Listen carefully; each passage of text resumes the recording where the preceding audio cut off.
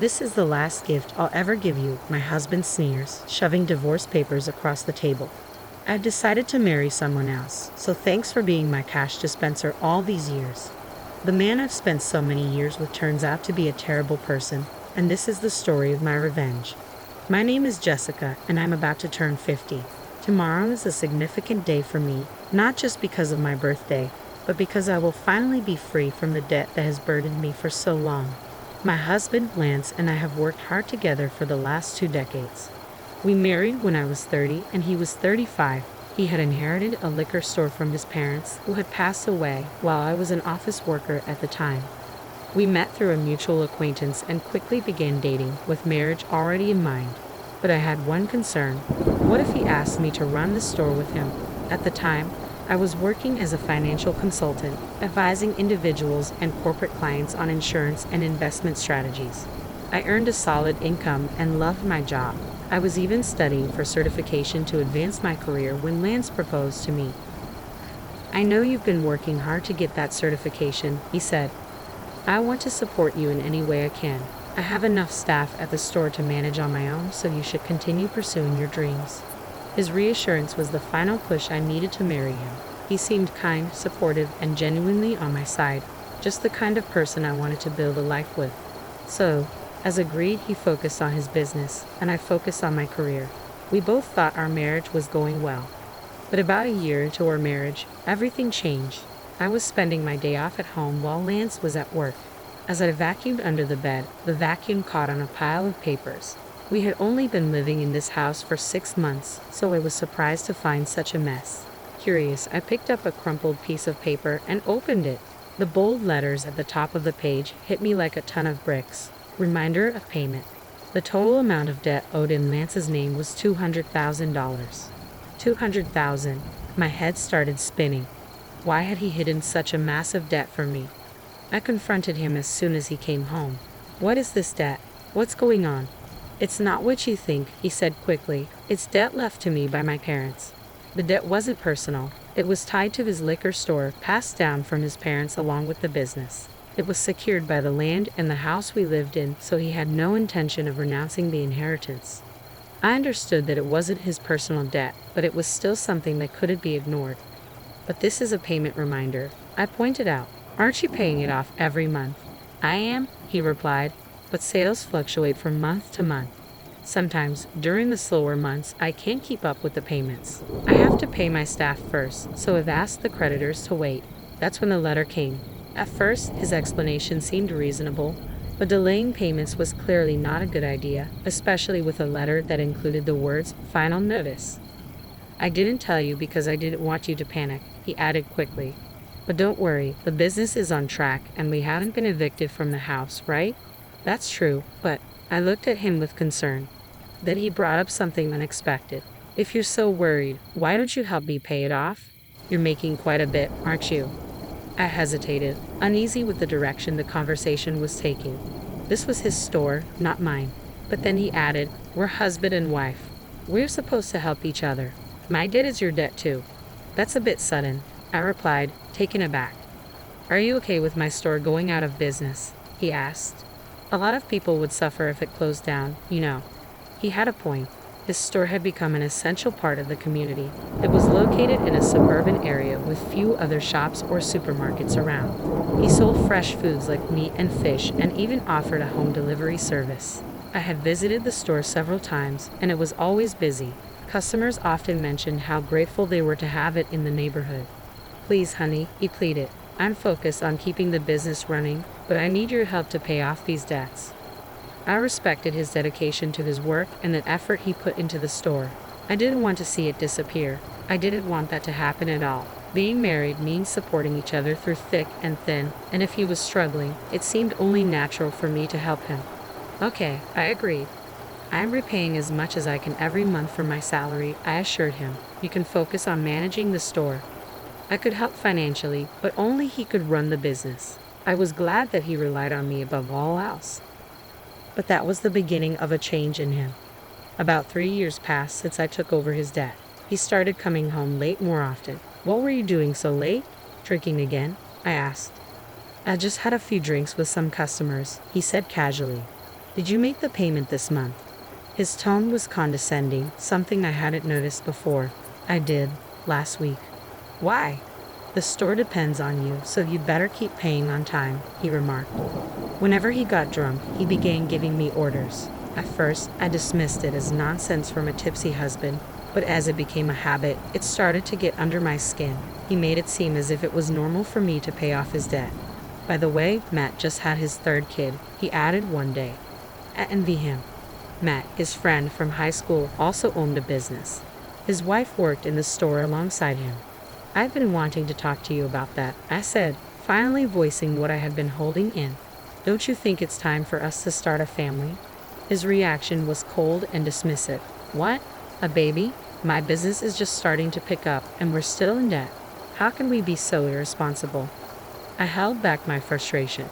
Matt has 3 children now, right? We can manage one too. His parents are still in good health, and his wife helps out at the store. They're different from us, he snapped, and I couldn't argue with that. But deep down, I had always thought I would have children. When I got married, my dream of starting a family was easily crushed. So, until I pay off all your debts, we can't have a baby? Well, I guess that's how it's going to be, he replied with a smirk. If you make a lot of money and pay off the debt quickly, I might think about it. His mean smile disgusted me, but I became determined to pay off the debts as soon as possible. How blind I was. Even though his demand was irrational, I was so fixated on the idea of starting a family that I didn't question it. From that point on, I worked tirelessly for Lance. I pursued additional qualifications, took promotional exams, and secured salary increases. I started earning much more than other women my age, even making advance payments on the debt. But the debt didn't disappear easily. Before I knew it, I turned 40, and I had to give up on having children. I told myself that as long as I still had my husband, it would be enough. He relied on me, and I was willing to do anything for him, as long as I believed that I remained content. But Lance began coming home later and later as the days went by. Sometimes he didn't come back until morning. I was working late at the store, and before I knew it, the sun was up, he would say.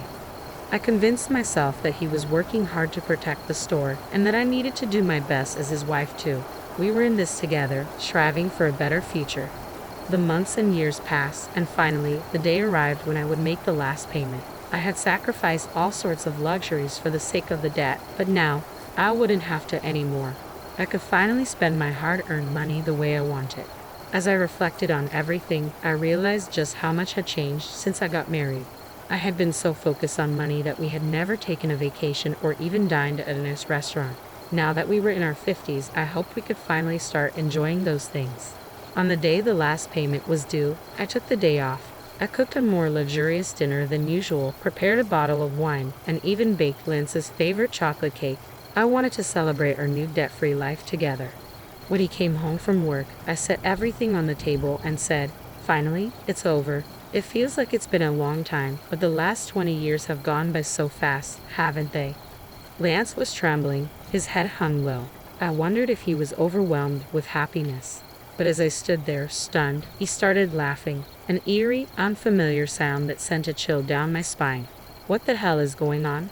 Are you okay?" I asked, bewildered.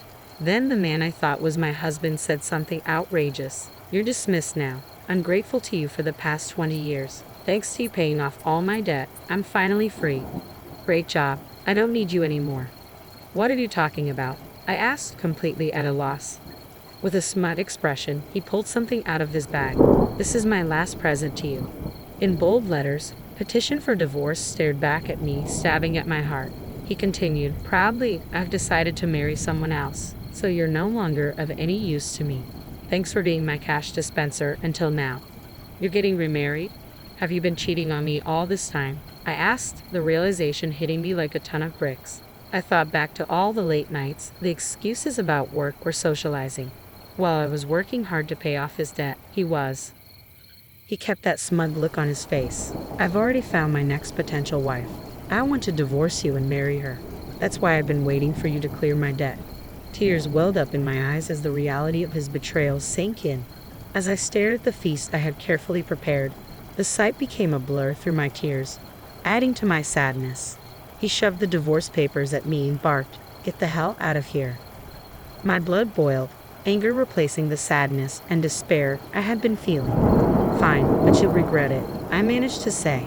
Regret it? Why would I regret divorcing an old hag like you? He sneered. Old hag? If I was an old hag, then he was an old fool. Did he really think he was still young? The absurdity of his delusion made me regain my composure. Without another word, I took the divorce papers from him. I'm going to hold on to this for now. You'll hear from me soon, I said, packing my belongings and leaving the house. 20 years of marriage ended so easily. Once I was alone, the tears finally came, tears of emptiness and frustration. The next day, I contacted my attorney, had him draft a divorce agreement, and requested a full background report on his so-called bride-to-be. Not long after, I received a call from Lance. Jessica, what the hell is this document? He shouted, his voice furious. I could practically see his face turning bright red through the phone. I remained calm, in stark contrast to his rage. That's the divorce agreement. What's the problem? I know what it is. I'm talking about this loan agreement. Why do I have to pay you back? He sounded desperate, his voice rising with each word. This is insane. It's not right. He was referring to the clause about repaying the money I had spent on his behalf during our marriage. You decided to help out of your own goodwill. Why are you digging up the past now? His frantic protests only confirmed what I had known all along. He never thought I'd stand up for myself. But now, I was done being used. What do you mean? He stammered. You did it as my wife. That was then, I replied coldly. But once we divorce, it's a different story. The regret I had hinted at earlier suddenly dawned on him. He had never considered that I might demand repayment. The moment he asked for a divorce, I had immediately thought about making him pay back every cent I'd spent on his behalf. Given my work in insurance and investments, I often dealt with clients facing divorce or inheritance issues. Thanks to that, I had the contacts of several experienced attorneys whom I consulted right away. The total amount, including interest, came to just over $300,000. I was determined to have him pay back every penny. That was all I wanted. Seeing my unwavering stance and the name of a well-known local attorney on the documents, he must have realized how serious this was. He had thought he could get rid of me without paying alimony, a laughable idea. You know I don't have much money, he muttered. Then why don't you sell the store to fund it? I suggested. If I do that, I'll have nothing left. You're 55, right? You could still find another job if you wanted to. Give me a break, he grumbled, his voice filled with desperation. Our conversation was going nowhere, and I was tempted to hang up. But there was one last thing I wanted to ask. By the way, how's it going with your new bride-to-be? That's none of your business, he snapped. I burst out laughing at his brusque attitude. Sounds like you're really going through it. Good luck with that, I said, ready to hang up. Wait, he blurted out. I've decided not to marry her. We can start over. For some reason, he was pleading with me now. I shot back my final words before slamming the phone down. Start over. Don't kid yourself. I don't want you. I couldn't believe I had spent 20 years married to this man. I wondered if others saw me as more ridiculous than him. Until the divorce, I had genuinely respected him, watching him work tirelessly for the store and his customers. I wanted to support him. But 20 years later, I realized he was just a fool. His talk of remarriage was nothing but a self-indulgent fantasy. It all started when he innocently flirted with a teenage university student who worked part-time. You're so cute, Melissa. Will you be my wife? He'd asked. She played along, jokingly replying, well, I might think about it if you let me be a full-time housewife. The truth was, he thought she was serious. To her, the idea of marrying a man nearly 40 years her senior was nothing more than a joke. When he persistently pressed her to marry him, she was horrified. Her parents had to intervene and place a restraining order against him. When I read the report from the private investigator, I laughed so hard I nearly hyperventilated. All those late nights he came home, I thought he was working hard. I had no idea. Instead, he was hitting on young girls at his favorite bars and strip joints, making a fool of himself by saying things like, I'm surprisingly popular with young girls. I'm a salesman, so I have this easygoing aura. They say I look younger. Don't you think so? The girls apparently cringed at his comments. He no longer saw any value in his old wife and viewed me only as a cash dispenser. But his delusions were laughable. No one took him seriously, and he ended up as a sad, almost stalker-like figure who nearly got into trouble with the police. Honestly, it might have been easier if he had just cheated on me, but he couldn't even manage to find a mistress. His obsession with marrying a young girl stemmed from the fact that his friend Matt had a grandchild. Matt had told me the story himself. As soon as he saw my grandchild, he said he wanted to have a child of his own. I scolded him, telling him he had no right to speak that way, especially after I had spent years paying off his debt. I was harsh, but I had no idea he had stooped so low. He was absolutely mortified. I'm glad I didn't waste my golden years with that man, I muttered to myself. My divorce was finalized, and since the division of our property wasn't clear-cut, he had some room to negotiate for his own benefit. However, he quickly gave up just because my attorney was well known. I couldn't believe how such a gutless person had managed to stay in business all that time. In the end, he sold the store to pay me back. Thankfully, his employees had already left before he sold it, so they weren't affected by his misfortune. Many customers were shocked and frowned upon him for giving up the business his parents had passed down to him. When they learned the reason was to pay off his ex-wife, the news spread like wildfire, and it almost sounded like a comedy. Even if he hadn't sold the store, the bad publicity would have eventually ruined his business. In a way, it was probably for the best that he sold it before he went bankrupt. The money from the sale wasn't enough to cover his debt, so he continues to work part-time jobs to pay me back to this day. Occasionally, I still get messages from him. It was all my fault. Can we get back together? I was out of my mind because Matt was showing off his grandkid. Even after I blocked his number, he kept calling from different phones. Eventually, I had my attorney warn him that if he continued contacting me, we'd file a restraining order. The calls finally stopped. As usual, he's terrified of the attorney. By the way, guess what I do for work now? I'm a marriage counselor. Just as I turned 50 and felt the need for a change, a friend of mine opened a matchmaking business. I quit my previous job and joined her. Now, I help singles find their match and provide advice on financial issues between couples, including how to manage insurance and other matters. It's been a hit, and our membership has grown quickly. Couples who want to have honest and thorough discussions from the start appreciate our unique service. Having gone through so much myself, I don't want others to make the same mistakes I did. Although my salary is a little lower than before, I genuinely enjoy helping others find happiness every day. I found my happiness after letting go of my ex-husband, and now I'm doing my best to be a bridge to someone else's happiness. Hey Judy, what's wrong? It was a cold day with Christmas carols echoing through the city. I paused to admire a tree ornament that had caught my eye. My husband, his breath visible in the chilly air, turned his head to look at me from a few steps ahead. He smiled softly, his ears flushed from the cold. I adored the way he looked at me. Nothing. Let's head home and have dinner. I've made a hot stew for this particularly cold day. Sounds great. Laughing, we held hands and strolled down the street. A familiar Christmas tune drifted into my ears.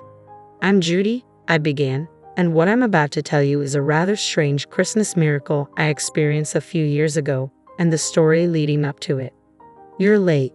Before I could respond, I flinched at the sharp edge in my husband Dan's voice. Where have you been?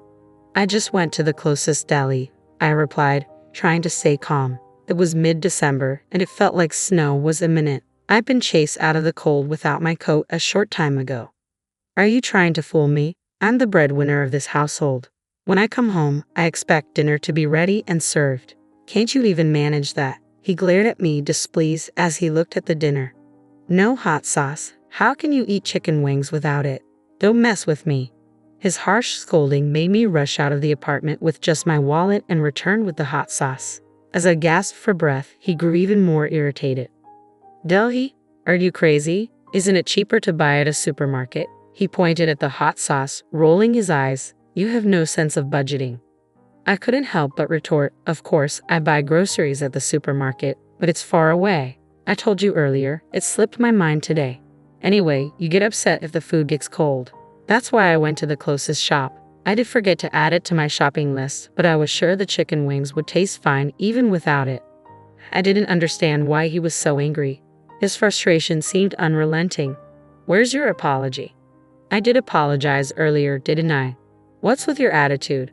My retort only fueled his anger further. He continued to yell for another hour. Who wants such stale food now? In the end, he flipped the plate of chicken wings and stormed out to get dinner elsewhere. A few days later, while cleaning my parents' house, which was up for sale, I visited an old lady in the neighborhood whom I called Grandma. "Listen, Grandma," I said, "your prediction was off this time." "I didn't predict anything," Grandma, who had cared for me since I was a child, replied with a chuckle. "You're going too far." "No way. Everything you predicted since I was a kid came true. If they weren't predictions, then they were prophecies," I said with a wry smile. "Remember when you told me not to go to the mall? There was a lightning strike that nearly burned it down. Another time, when I planned to relax at home, you advised me to go out because it would be sunny. Reluctantly, I went out and found my house had been robbed. If I had stayed home, I would have had to confront the robber." I shivered at the memory. The robber was later caught with a knife, and the thought of what might have happened if I'd been home made me cringe. Despite her dismissive attitude, Grandma listened as I spoke with seriousness. "I don't think I would have been prepared for my mom's illness if he hadn't told me, especially since she was my only family. My mom always said that you gave her peace of mind. You had told her that I would be blessed with something wonderful on a Christmas not far away. It brought her comfort to know that I would have a bright future before she left me. She shared this with me from her hospital bed. It was a ray of hope for her, and seeing her contented was a testament to her love for me. So when Dan proposed to me on Christmas Day, I thought it was just as you had predicted. I met him through a mutual friend. At first, he seemed like a humble and gentle guy. But once we got married, his true colors showed. He became an arrogant husband. Like the hot sauce incident, he got upset over trivial matters. He complained that the food was too cold and the salad was lukewarm, even though he had ignored the food for a long time, playing on his phone. It wasn't just about food. He criticized nearly everything I did. How I cleaned the apartment, washed the clothes. Nothing seemed to please him. It made me feel trapped and suffocated. I didn't want to go back home to him. I whined to Grandma, feeling a sting in my nose as I spoke. Now, it's almost sunset. Don't you need to go back and cook dinner?" Grandma said, urging me with a glance at the sky. Feeling softly rejected, I stood up slowly. "You're going to be okay as long as you stand your ground," she assured me. "Even though you'll face struggles, you will find happiness one day. You'll have a Christmas that will make you jump for joy. So just live honestly and stay true to yourself. God is watching." Her words softened my heavy heart. I turned around, contemplating her reassurance. "Is it a prophecy?" I asked. "Let's see. I'm just an old woman," she replied with another ambiguous smile, leaving me puzzled. Maybe if I put in more effort, it might change. I decided it might be too early to judge her original prediction. But as I went about preparing dinner, ironing my shirt, and dealing with Dan's hostility, things only worsened. It had been less than a year since we married, and already he took it for granted to order me around. He was constantly grumpy and overbearing, never offering a kind word. One night, he stormed in, his anger palpable. "Who do you think you are?" he snapped. "Why did you leave me waiting outside? I have to microwave my food now. God damn it, your laziness is infuriating." I sighed in frustration. "I had a co-op meeting tonight. I'd even left a note on the table for you." "Shut up. That's no excuse for lazy cooking," he yelled. "What do you mean you didn't cut corners?" I prepared the main course and sides as usual, but to him, if it wasn't freshly cooked, it was considered cutting corners. His logic was skewed and his demands were unreasonable. "You should always come before anyone and anything," he insisted. "I've been telling you, you're my wife and you must obey me." His incomprehensible demands left me stunned. He stood on his dignity, proclaiming, "You have no family or relatives and can't live on your own. A scum like you should just shut up and worship me. If you can't, I'll divorce you." His smirk seemed to reveal that he was merely relieving his stress by making me submit. "Anyway, give me a foot massage." I tried my best to restrain myself from snapping back. I knew that would only make him angrier. Besides, I had nowhere to go in the midst of the sleet at night. So reluctantly, I sat on the floor and began the massage. My life continued in this oppressive pattern until one day, while grocery shopping, I suddenly fainted from excruciating pain and had to be rushed to the hospital by ambulance. As the doctor explained my condition, I felt my mind go blank. "This virus is transmitted through sexual intercourse," he said. "I had your husband tested as well. Both of you are infected. You didn't realize it because there were no symptoms." He continued, "Unfortunately, you'll need surgery, and I'm very sorry to say this. but the chance of conceiving in the future seems extremely unlikely. Dan quickly followed the doctor, and I was left grappling with the devastating news. I couldn't have a baby. As I repeated the doctor's words to myself, my mind was slowly overtaken by darkness. Desperate for more information, I tried to follow the doctor and Dan with my unsteady legs. "Wait, doctor, Dan," I called out, but I froze when I overheard their conversation. "So, everyone out there needs to get tested?" Dan asked. "Exactly. They must be treated all at once, otherwise, it's pointless because it keeps coming back," the doctor replied. "Would they know what the test is for?"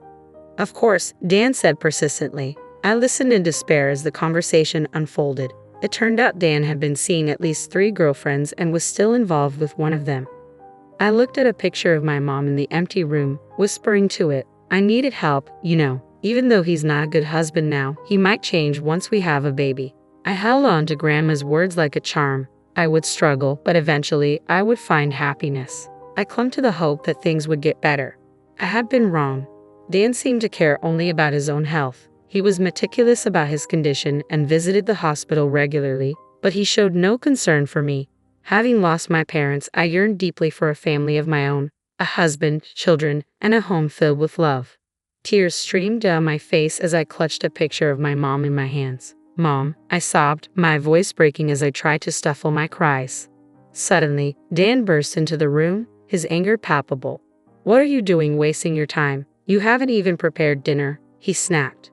He threw the divorce papers down onto my head as I sat there, stunned. "Here are the divorce papers. This is your punishment for neglecting your duties and disobeying me."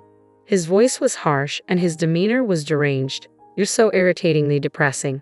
I'm ready to divorce you at any time. It's no problem for me, but you're the one who will be in trouble. Instead of slacking off to your duty if you don't want a divorce." "I'm not slacking off," I protested, but he was already cutting me off. "Oh, and there's one more punishment," he said with a smirk. "I'm not giving you living expenses this month. Consider this a chance for you to reflect and change your attitude. Know your place. If you disobey me, it'll be divorce." After he finished, he left the room, looking strangely refreshed. The word divorce echoed in my mind as I stared at his signature on the papers. I took a deep breath, wiping away my tears from the picture frame. "Mom, I've decided," I said quietly, resolve hardening within me. I spoke softly to the picture of my smiling mother, asking her to watch over me. Then, I kept quiet and carried on with my life. For a while, Dan continued to treat me like a servant, venting his anger on me regularly. I argued back occasionally, but mostly I endured in silence. One day, as Dan began his usual tantrum, complaining about the lukewarm salad and cold stew, I sighed inwardly and resolved to follow through with my plan.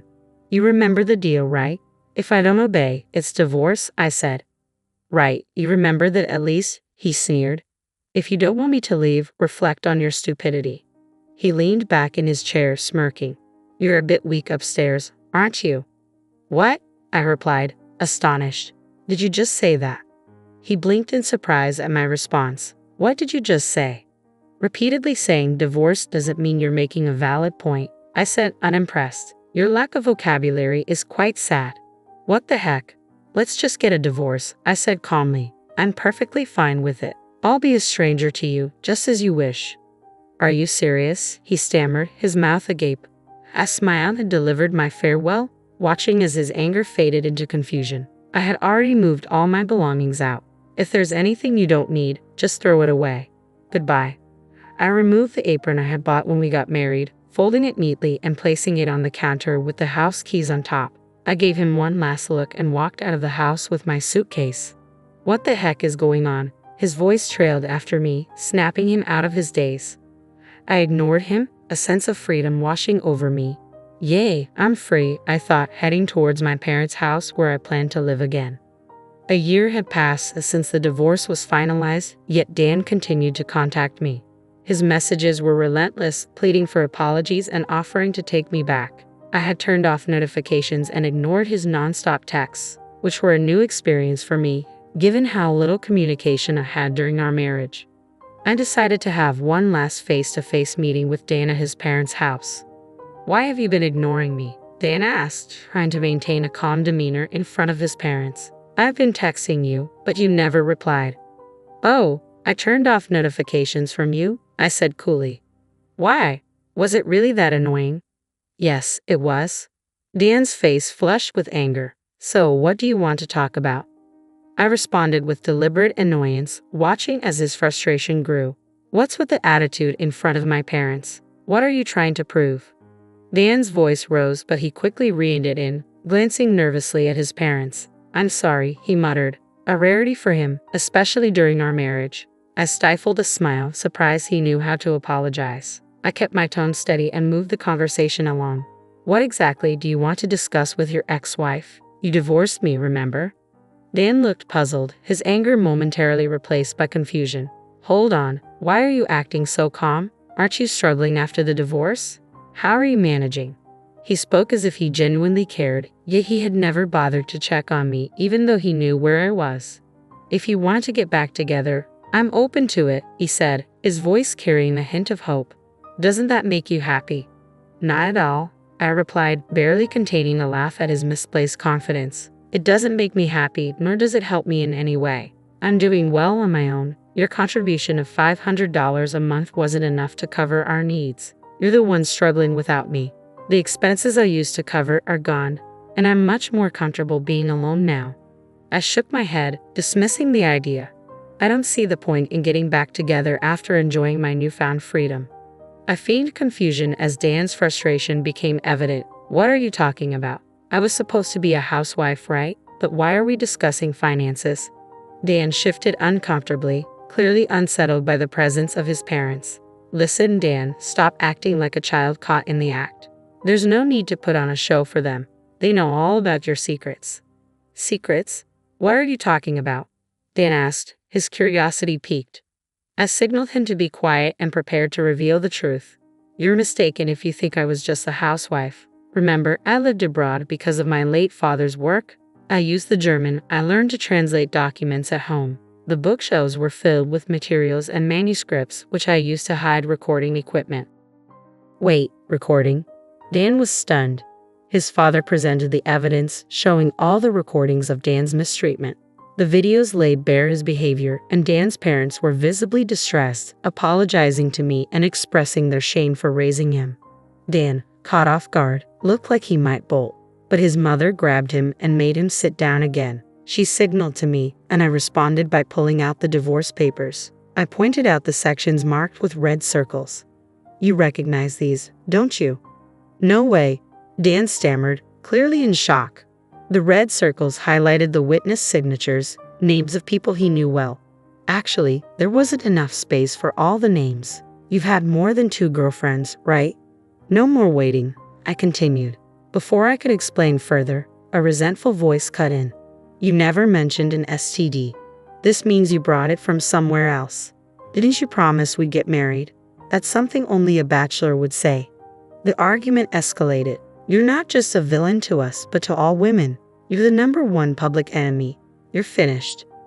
Surrounded by his former girlfriends, Dan crumbled to the floor as his parents looked on with exaggerated sighs. I had hired a private detective to investigate his girlfriends and had secretly contacted them. I also informed my ex-in-laws about everything. The result was chaos. Your game is up now, I declared. We're demanding compensation for the distress you caused. Dan worked for a company owned by a relative of his mother, so his payments were deducted from his salary to prevent him from escaping his obligations. Under strict supervision, he faced a long period of compensation payments. 6 years have passed since then. I was walking down the street on a cold day, Christmas songs playing everywhere, when a tree ornament caught my eye. My husband, his breath visible in the chill, looked back at me with a soft smile, his ears red from the cold. Our little girl, cheeks rosy, was nestled in his arms. I couldn't help but think about how Grandma's prediction came true. My current husband is surprisingly the brother of one of Dan's former girlfriends. After meeting him by chance and connecting over our shared experiences, he has been a source of comfort and joy. If not for what happened with Dan, I might never have met my current husband. Grandma's words about struggling but finding happiness have proven true. After we married, I found out I was pregnant, despite being told it was unlikely. I remember when I was rushed to the emergency room on Christmas Day and the doctor confirmed the pregnancy. My husband and I were overjoyed, jumping up and down. while the nurse tried to calm us down. It was a true Christmas miracle. As I snapped back to the present, my daughter clung to me in her fuzzy coat. "Let's go home and have dinner. I prepared hot stew for this cold day." "Sounds great. Yay," she cheered. Laughing, we held hands and walked home, the familiar Christmas song drifting in from somewhere nearby. In an era long past, there existed a rigid belief that a woman's worth hinged solely on her ability to bear children within the initial years of marriage. This archaic notion, however, stands in stark contrast to the progressive values of modern society. Regrettably, remnants of this outdated mindset still linger, perpetuating the harmful stereotype that a woman's purpose rests solely in her ability to conceive and give birth. Allow me to introduce myself. I am Ashley, a 25-year-old homemaker. Despite my tender age, I find myself unable to conceive. My journey has been marred by physical frailty since childhood, rendering me frequently absent from school due to illness. The consequence of my fragile constitution left me withdrawn, with pallid skin and a slight frame, a stark contrast to the vibrant health of my elder sister, Emily, who garnered all the affection and attention from our parents. Emily, a year my senior, embodied the epitome of vitality with her cherubic cheeks and enchanting gaze. Meanwhile, I languished in the shadow of my siblings' robustness, deemed by my parents as a defective entity, a burden they wished would soon be lifted. Their affections lavished solely upon Emily, I was relegated to the sidelines, a mere afterthought in their eyes. In times past, there persisted a belief: a woman who could conceive after 3 years of marriage was deemed worthless. Such notions now appear woefully outdated in the context of modern society. It's a regressive mindset, one that sadly endures, where some still harbor the assumption that all women should and will bear children, stigmatizing those unable to do so as worthless. My name is Ashley. I'm a 25-year-old housewife, incapable of conceiving. My journey has been fraught with frailty since childhood, rendering me frequently sickly and weak. With little physical vigor, school often eluded me, leaving me isolated and shy with pallid skin and a slender frame. My parents regarded me as defective and despised my existence, showering affection solely upon my older sister Emily, who, unlike me, enjoyed robust health with rosy cheeks and luminous eyes. I too possessed large eyes, though my frailty cast them in a sickly light. Amidst our affluent upbringing, my parents doted solely on Emily, indulging her every whim while I languished in neglect. Left behind on family excursions due to my frail health, I remained an outsider, deprived of familial mementos. It was a torment, being deemed defective by those who should have offered solace. With no friends to confide in, loneliness became my constant companion. Upon reaching adulthood, my parents swiftly arranged my marriage to Kevin, who received a sizable sum in exchange for caring for a weak, infertile spouse like me. Kevin, ensnared in financial woes, wed me for financial gain. As a full-time housewife, I'd often pondered his true intentions, for he returned home late and inebriated, showing no semblance of affection. "You should count yourself fortunate," they'd remind me, echoing my parents' sentiments of worthlessness due to infertility. Yet, despite years of marriage, the prospect of pregnancy remained elusive, a poignant reminder of my perceived inadequacy. Despite the cold treatment from my husband Kevin, there was a beacon of warmth in my married life. It came in the form of my father-in-law, brother-in-law, and his wife, who showed me kindness. My father-in-law, having known me since my marriage at the tender age of 20, embraced me as his own daughter. Meanwhile, my brother-in-law Mike and his wife Maria extended genuine concern towards me, with Maria's care shining particularly bright. "Ashley, you need not conform to others' expectations like a lifeless doll," Mike, employed in a reputable firm, would often remind me. Maria, juggling her own career and managing her interior design office, exuded boundless warmth and cheer. Her caring nature prompted her frequent visits to check up on me, recognizing my solitude and loneliness. What began as simple tea sessions and chats evolved into meaningful lessons and guidance. "Consider pursuing the qualification, even if it's a hobby," Maria encouraged me. Initially disheartened by my lack of formal education, I expressed my doubts. Sensing my despondency, Maria offered sage advice. "Mastering basic household tasks is a foundation for tackling anything. Learning breeds confidence." Inspired by Maria's words, I embarked on studying for a color certification, a step towards newfound skills and self-assurance. Little did I know, my father-in-law had sought counsel from Mike and Maria regarding my well-being, a testament to their unwavering support. Ashley has a tendency to underestimate herself. It's crucial to find a way to boost her confidence, remarked my father-in-law thoughtfully. Introducing her to new areas of study could be a catalyst, Maria chimed in, her voice brimming with optimism. Mike and my father-in-law readily embraced her suggestion. Though my parents had often deemed me weak and slow-witted, I discovered a newfound joy in learning. With each certification exam I conquered during my spare moments, a glimmer of confidence illuminated my spirit. Passing those tests brought me immense joy, shattering the belief that I was incapable of achieving anything. Eager to delve deeper into my studies and reach greater heights, I shared my aspirations with Kevin, only to be met with derision. Must be nice to indulge in useless studying. Kevin's dismissive words no longer pierced me with their usual sting. Instead, they ignited a flame of anger within me, unleashing years of suppressed emotions. Is that the sentiment one expresses when living off his wife's family's wealth? I retorted, a departure from my usual submissive demeanor. Caught off guard by my uncharacteristic sarcasm, Kevin recoiled, his facade of dominance crumbling in the face of truth. Shut up. I'm nothing like you, a defective product. I'll make something of myself.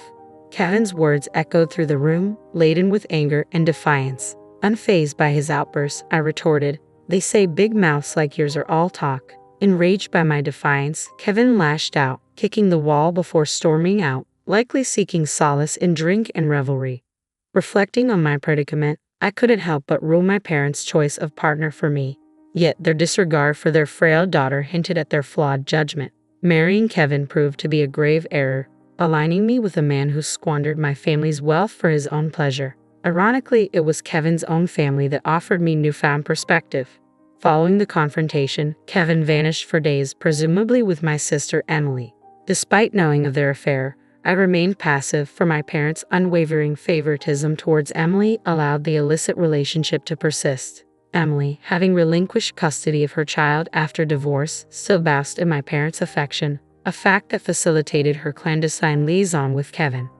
The intentions of my parents, Emily and Kevin, were glaringly evident to me.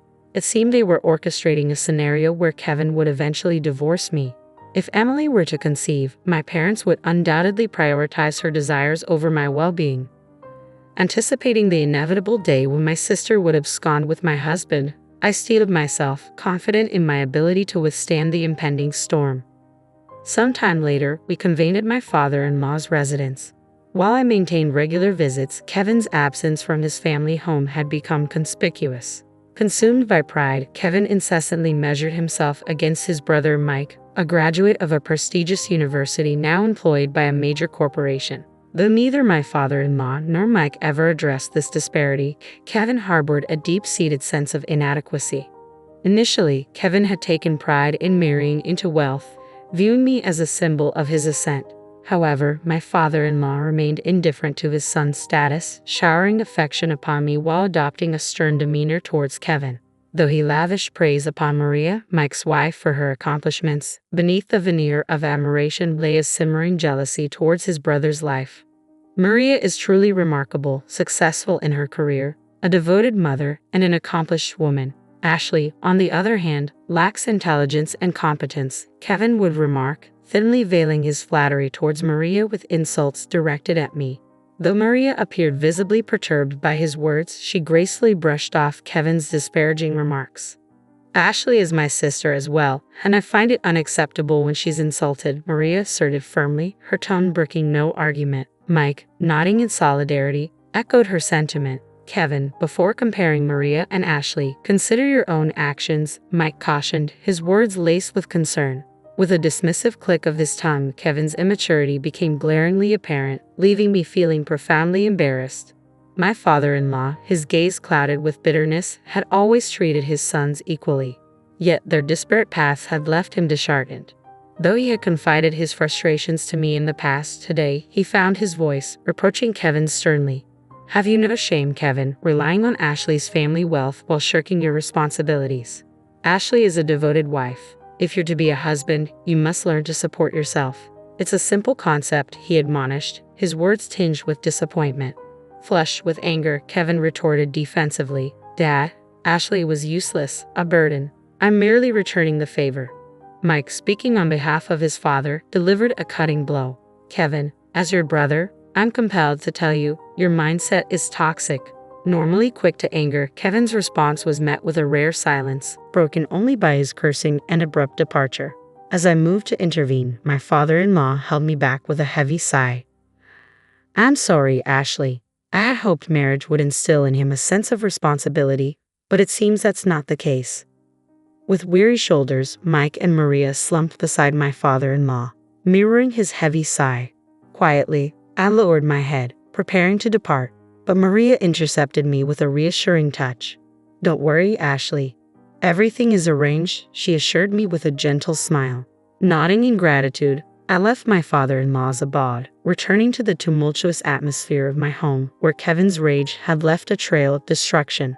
The room bore the scars of Kevin's tantrum, strewn with wreckage as he drunkenly bellowed his intentions. I'm divorcing you, the barren one. Emily will be my new wife, he proclaimed triumphantly, reveling in the supposed consent my parents had given. So, Kevin had indeed chosen Emily. My parents had always catered to her whims, even at the cost of my marriage. They didn't object. Kevin had been well aware of my infertility when he married me, exploiting me for his convenience. Yet it was Emily who desired Kevin, and my parents tacitly condoned their affair. Perhaps now craving grandchildren, they saw Emily's potential pregnancy as an opportunity to unite her with Kevin. Such manipulative machinations were within my parents' capability. When Emily divorced previously, she relinquished custody of her child, deeming them unattractive due to their lack of attachment to her. Emily was self-absorbed, prioritizing her own desires above all else, even her own child. My heart ached for the potential plight of the child born to Emily and Kevin, envisaging a future overshadowed by their self-centeredness. Would such selfish parents be capable of fostering genuine happiness in their offspring? I pondered. Kevin, oblivious to my concerns, derided me, urging me to depart as we finalized our divorce proceedings. I'll pay you alimony, you worthless, he sneered, oblivious to the fact that it would be my parents providing financial support. With a heavy heart, I signed the divorce papers, gathered my essentials, and bid farewell to the house. Choosing to forego seeking solace at my parents' abode, I sought refuge in the comforting embrace of Mike and Maria. I had confided in them about my suspicions regarding Kevin and Emily's affair, a notion Mike reluctantly entertained. Sensing the urgency of the situation, Maria had already begun preparations for my arrival. As I stepped into their home, their shy son peeked out briefly before retreating into hiding. He bore a striking resemblance to Maria and exuded an endearing shyness. Gathering around the table, we deliberated on our plans for the future. Maria, ever the pragmatic thinker, had secured a living arrangement for me, ensuring my safety and well-being amidst the tumult of divorce. With gratitude swelling in my heart, I found solace in the unwavering support of Mike and Maria, determined to navigate the uncertain road ahead with their guidance. I settled into the company housing provided by Maria's interior design firm, preparing to embark on a new chapter as an employee there. Despite my apprehension about entering the workforce for the first time, Maria's reassuring smile offered a beacon of encouragement. Don't worry, Ashley, you got this, she reassured me with unwavering confidence. Under Maria's nurturing guidance and Mike's administrative support, I severed all ties with my family following the divorce. Mike took charge of informing my former father-in-law of our decision, emphasizing our collective disassociation from Kevin. Though saddened by the turn of events, my former father-in-law understood and extended an open invitation for me to continue visiting, now that Kevin was no longer a part of our lives. Thus, I formally liberated myself from the shackles of marriage and embraced newfound independence. With alimony from Kevin and severance funds from my parents, I embarked on my journey towards self-sufficiency. Refusing to rely on my parents' financial support any longer, I returned the severance money untouched, determined to forge my path independently. Embracing my role at Maria's firm, I began by learning the ropes under the tutelage of one of her subordinates, Stephen. A jovial companion around my age, Stephen imparted his knowledge between his hectic schedule, fostering a sense of camaraderie as we navigated the intricacies of the job together. One morning, I arrived at the office early and took the initiative to tidy up, much to Stephen's surprise. "Wow, the office looks immaculate," he exclaimed, pitching in to assist with the cleaning. When I offered an apologetic explanation, he tilted his head in confusion. "Why apologize when you've done nothing wrong? We're equals here. We work together," he remarked, his words a revelation. It was the first time someone had acknowledged me as an equal. With my history of feeling inferior due to my frailty and inability to conceive, I had always carried a sense of burden. Yet Stephen, with his competence, should have held a higher position, yet he dismissed my concerns with a laugh, emphasizing our equality through collaboration. It was a humbling realization, encountering such kindness and generosity. As we conversed, Maria arrived a bit earlier than usual, casting an observant eye over Stephen and me with a knowing smile. "Ah, Stephen, have you finally gotten to know Ashley better?" she teased, causing Stephen to blush furiously. Perplexed by Maria's comment, I remained clueless until she leaned in to whisper, "Stephen has been wanting to speak with you alone. He's been waiting for the opportunity."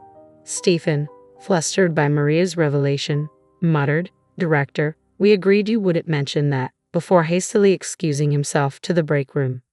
With a playful slap on my shoulder, Maria left me standing there, utterly bewildered. It wasn't until the realization dawned upon me, coloring my cheeks with embarrassment, that Maria quipped, "Stephen is quite the gentleman. It seems he's taken a liking to you since the day you stepped into the office." "I may be divorced, and I certainly have my flaws," Maria admitted, casting a meaningful glance at Stephen, who stood beside her, presenting her with a freshly brewed cafe latte. She then tenderly patted my bowed head before disclosing a surprising revelation. "You see, the son Maria and Mike have been raising isn't actually their biological child," she confessed, her words carrying a weight of sincerity. "He's a relative's child, taken in after his parents tragically perished in an accident. Essentially, he's been adopted into our family." Maria and Mike had made the conscious decision to prioritize raising a child who had lost everything. As Maria spoke, her gaze shifting between Stephen and me, her voice resonated with warmth and compassion. "When our son first called us Dad and Mom, I couldn't help but shed tears," she revealed, her emotions palpable. "Parenting isn't solely defined by biological ties. Even with blood relations, there are instances where parents and children remain distant. But our son chose us as his parents, not by obligation but by genuine affection. To me, that's far more precious than any bond forged solely through blood." With a gentle sip of the cafe latte prepared by Stephen, I found solace in its warm and soothing aroma, the tension in my heart easing with each comforting sip. Fast forward about 3 years from that moment, and my life had taken a significant turn. I found love again and tied the knot with Stephen just a year after we embarked on our journey together. Yet, when I once again found myself apologizing for my inability to conceive, Stephen's reaction caught me off guard. "Ashley, there's no need for apologies," he chided gently, his tone laced with warmth. "Would you expect me to kneel down and apologize for not being able to have children?" His words resonated deeply within me, dispelling the weight of guilt that I had carried for so long. With a shake of my head, I found solace in his laughter, his cheerful demeanor a balm to my soul. His simple reassurance became a beacon of hope, illuminating the path forward that I had never dared to imagine. Despite remarrying, I remained connected with Maria, Mike, and my former father-in-law. Their unwavering support and genuine happiness for my newfound happiness warmed my heart. Today, we found ourselves on a short trip, exploring a tourist spot that Maria had once described as delightful during her own family visits. As I sat in a chair, patiently awaiting Stephen's return from the restroom, I savored a moment of tranquility at a nearby tea shop, grateful for the love and companionship that now graced my life. Suddenly, a familiar voice pierced through the tranquil ambience. "Ashley," it called out, shattering the peaceful moment. Turning around, I found myself face to face with Kevin, my ex-husband, accompanied by my sister Emily. Emily, adorned in heavy makeup, still possessed her trademark beauty, though it seemed somewhat exaggerated. "You're still moping around, traveling alone after the divorce," she remarked, unaware of my recent remarriage. Ignoring their presence, I eagerly awaited my husband's return from the restroom. Upon his arrival, my husband, perplexed by the unexpected company, apologized for the crowded restroom. His puzzled expression spoke volumes, silently questioning the identity of our uninvited guests. Desperate to depart from the uncomfortable encounter, I urged my husband to leave, hoping to avoid further confrontation. Yet Emily's derisive tone cut through the air as she mocked me for finding another partner despite my perceived shortcomings. Attempting to maintain composure, my husband intervened, asserting his role as my spouse. "I am Ashley's husband," he declared firmly, his gaze unwavering. "And her name is now Ashley Stevens. Furthermore, we are expecting a child." With a gentle pat on my belly, he unveiled our joyous news, leaving Kevin visibly pale. Emily, however, responded with a sneer, casting doubt on the well-being of our unborn child. In a steely tone, my husband responded, "Ashley is currently expecting her second child. Our eldest daughter is a healthy 2-year-old currently in the care of my parents." Kevin's complexion drained at the revelation, mirroring my own astonishment. The news of my second pregnancy had initially caught me off guard.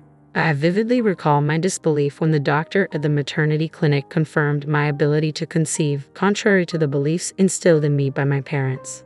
My parents had always led me to believe that I was unable to bear children, a notion I had unquestioningly accepted. Yet it turned out that my body was perfectly capable of conception. When I shared the news with my husband, he was elated.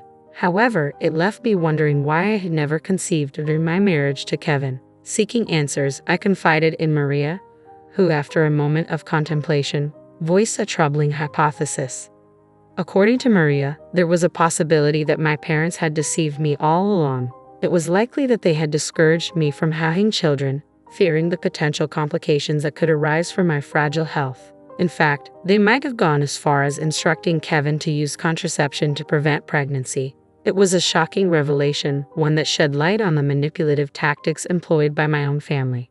Having remarried, Stephen and I welcomed a healthy baby girl into our family, followed by a son during my second pregnancy, both of whom thrived.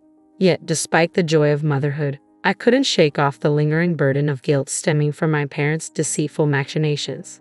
As Stephen and I prepared to depart, Emily's cruel words pierced through the air, her smirk laden with malice. Had terminated Kevin's pregnancy. It was a botched attempt, she jeered callously, admitting to aborting the fetus due to potential disabilities. Kevin, desperate and pleading, implored me to relinquish one of my children, fearing he would be disowned otherwise. Emily's laughter echoed with malicious glee. Fueled by rage, I was on the verge of erupting, but Stephen's firm grip on my arm halted me. With a contemptuous glare at Kevin and Emily, Stephen's voice dripped with disdain. "Save your vile remarks for your own demise," he spat out, his disgust palpable. Without another word, he guided me away, refusing to dignify their cruelty with a response. I followed suit, casting a final disdainful glance over my shoulder, feeling as though I had glimpsed the depths of depravity reserved for their unborn child. In due time, I welcomed a baby boy into the world, adding to the challenges of caring for my 2-year-old daughter and newborn son. Despite the demands of motherhood, my husband stood by my side, offering his unwavering support. Meanwhile, my ex-husband Kevin found himself deserted by Emily, left to fend for himself as his financial woes mounted. Rejected by my former father-in-law and brother-in-law when he sought assistance, Kevin's predicament left them dumbfounded. As for my selfish parents and sister Emily, their actions eventually led to their downfall. Emily's reckless pursuits, including affairs with married men, resulted in numerous lawsuits and hefty alimony payments. Gradually, her fortune dwindled, and her reputation crumbled. Unable to intervene, my parents watched helplessly as Emily's actions drained their assets. To compound matters, Emily's ill-advised dealings with a dubious company left her ensnared in a web of debt, pursued by relentless creditors. My parents and Emily have fallen on hard times, but their plight no longer weighs on me. They are mere blood ties, estranged from my true family, my loving husband and our 2 precious children. Their well-being is my sole concern now. As I tended to our son's needs, my husband delighted in play with our daughter, their laughter filling our home. Observing their joyous interaction, a wave of gratitude washed over me. Caught up in the moment, I found myself smiling uncontrollably. My husband, noticing my expression, inquired, "What's on your mind, Ashley?" "I'm just overwhelmed with happiness to be with you, Stephen," I confessed. With a playful grin, he teased, "Well, you're Mrs. Stephen too." His light-hearted remark elicited laughter from all of us, filling our hearts with warmth and contentment. My name is Jennifer, a 32-year-old professional. My husband, Donnie, is 30 and also employed. We got married 2 years ago. Donnie might seem a bit unreliable at times, but he's a kind-hearted person and quite capable of managing the household chores. I'm a career-driven woman, finding fulfillment in my work and the achievements it brings. I work in the New York metropolitan area, a place where hard work is recognized and rewarded. However, the possibility of relocations looms and there is no established policy for maternity or parental leave. Many female employees tend to resign upon marriage or starting a family. Initially, I also preferred my career over domestic life and had no plans of getting married. When Donnie proposed, expressing his desire to marry me, I initially turned him down. "I love my job," I said. "I'm a section chief now, but I want to climb higher. I can't picture settling down or having kids." However, Donnie understood my ambitions and promised we would share the housework and not have children. His understanding nature eventually won me over, and I agreed to marry him. Although we both work and sometimes don't divide the chores exactly as planned, we support each other and manage pretty well. We face some annoying comments from my in-laws like, "You should prioritize your home over your work," or "Aren't you going to have kids?" But it's not too troublesome since Donnie always stands up for me. Living with Donnie has been a pleasant experience, and I've come to appreciate the beauty of married life. Then one day, my supervisor, the department manager, called me in to discuss a potential transfer to a branch office. He said, "What do you think? The position is at a regional branch, but you'll be back at headquarters after 2 years. You'll be a section chief at the new location, and if you keep up the good work, a promotion is guaranteed upon your return. You could even become the first female department head. Not a bad offer, right?" Accepting or rejecting this transfer would significantly impact my career. In our company, everyone who has advanced to department manager or higher has undergone a transfer. Refusing could mean staying at the section chief level with the risk of demotion or being moved to an irrelevant position. Before marriage, I would have jumped at this opportunity without hesitation. But now, as a married woman, I felt a bit restrained. I told my department manager, "Thank you for considering me. Personally, I would like to view this positively. However, since it involves a transfer, I need to discuss it with my husband. Could I get back to you after that?"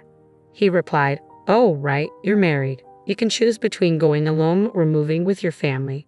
Discuss it thoroughly. I'll be expecting a positive answer." When I got home, I talked to Donnie about it. "I've been offered a transfer," I explained. "I might have to go to the countryside, but if I work hard for 2 years, I can return here. If I continue to perform well, I can get promoted. I want to accept this offer if you're okay with it, Donnie. We can either move together, or I can go alone. What do you think?" Donnie seemed surprised at first, but after some thought, he said, "Your dream can come true if you accept this transfer, right, Jennifer?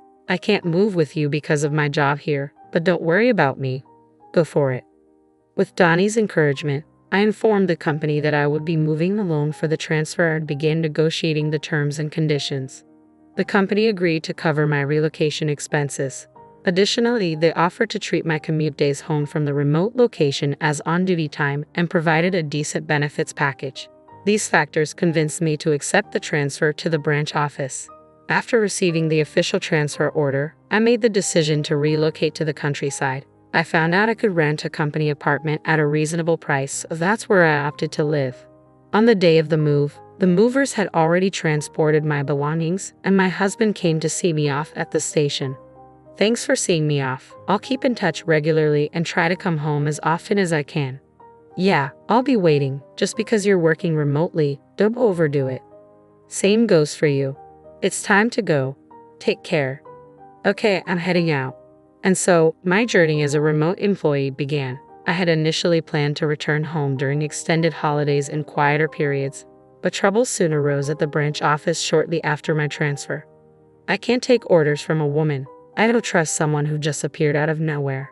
I encountered resistance from the local employees who refused to acknowledge my authority. Baseless rumors circulated about me, my directives were ignored, and even my phone calls went unanswered.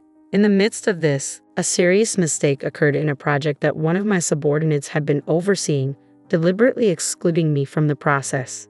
The subordinate responsible was visibly shaken. Naturally, as their supervisor, I took full responsibility. I found myself consumed with rectifying the issue, offering apologies, not only to regain lost ground, but also to mend relations with my team. Witnessing my challenges, my supervisor offered some guidance. "I've been through a transfer myself, so I understand what you're going through. It might feel unjust, but you can't simply impose your authority here. Effective communication, empathy, and building relationships laterally are key. Taking my supervisor's words to heart, I focus on forging horizontal connections by spending more time with everyone at the branch. Despite not initially being part of the neighborhood association, I discovered that the company's rental housing fell under its umbrella, prompting me to join. Before I realized it, I found myself struggling to carve out personal time and often unable to return to my home, where my husband patiently awaited my return. I kept in touch with my husband, but after a few months of remote work, it became increasingly difficult to reach him at night via phone or text. "I'm stuck at the office late every day. It's chaos," he'd explain. Exhausted, I often found myself drifting off to sleep. His explanations seemed plausible, and amidst my own busy schedule, I didn't think much of it, focusing my energy on my work, even during a rare slow period when I decided to return to our home in New York on short notice. I couldn't reach him. So, I abruptly left my remote location and headed home. Upon opening the door, a strange feeling enveloped me. A woman I didn't recognize dashed to greet me, saying, "Justin, welcome back. If only I'd known you were coming home early, I would have prepared." The woman and I stood frozen, staring at each other in disbelief. Eventually, she broke the silence. "May I ask who you are? And who might you be?" "This is my home," I replied firmly. "There must be some misunderstanding. I live in this house," she insisted. After a feeble exchange of arguments, we decided to step outside to verify the house number. To my astonishment, the nameplate displayed the custom one I had ordered.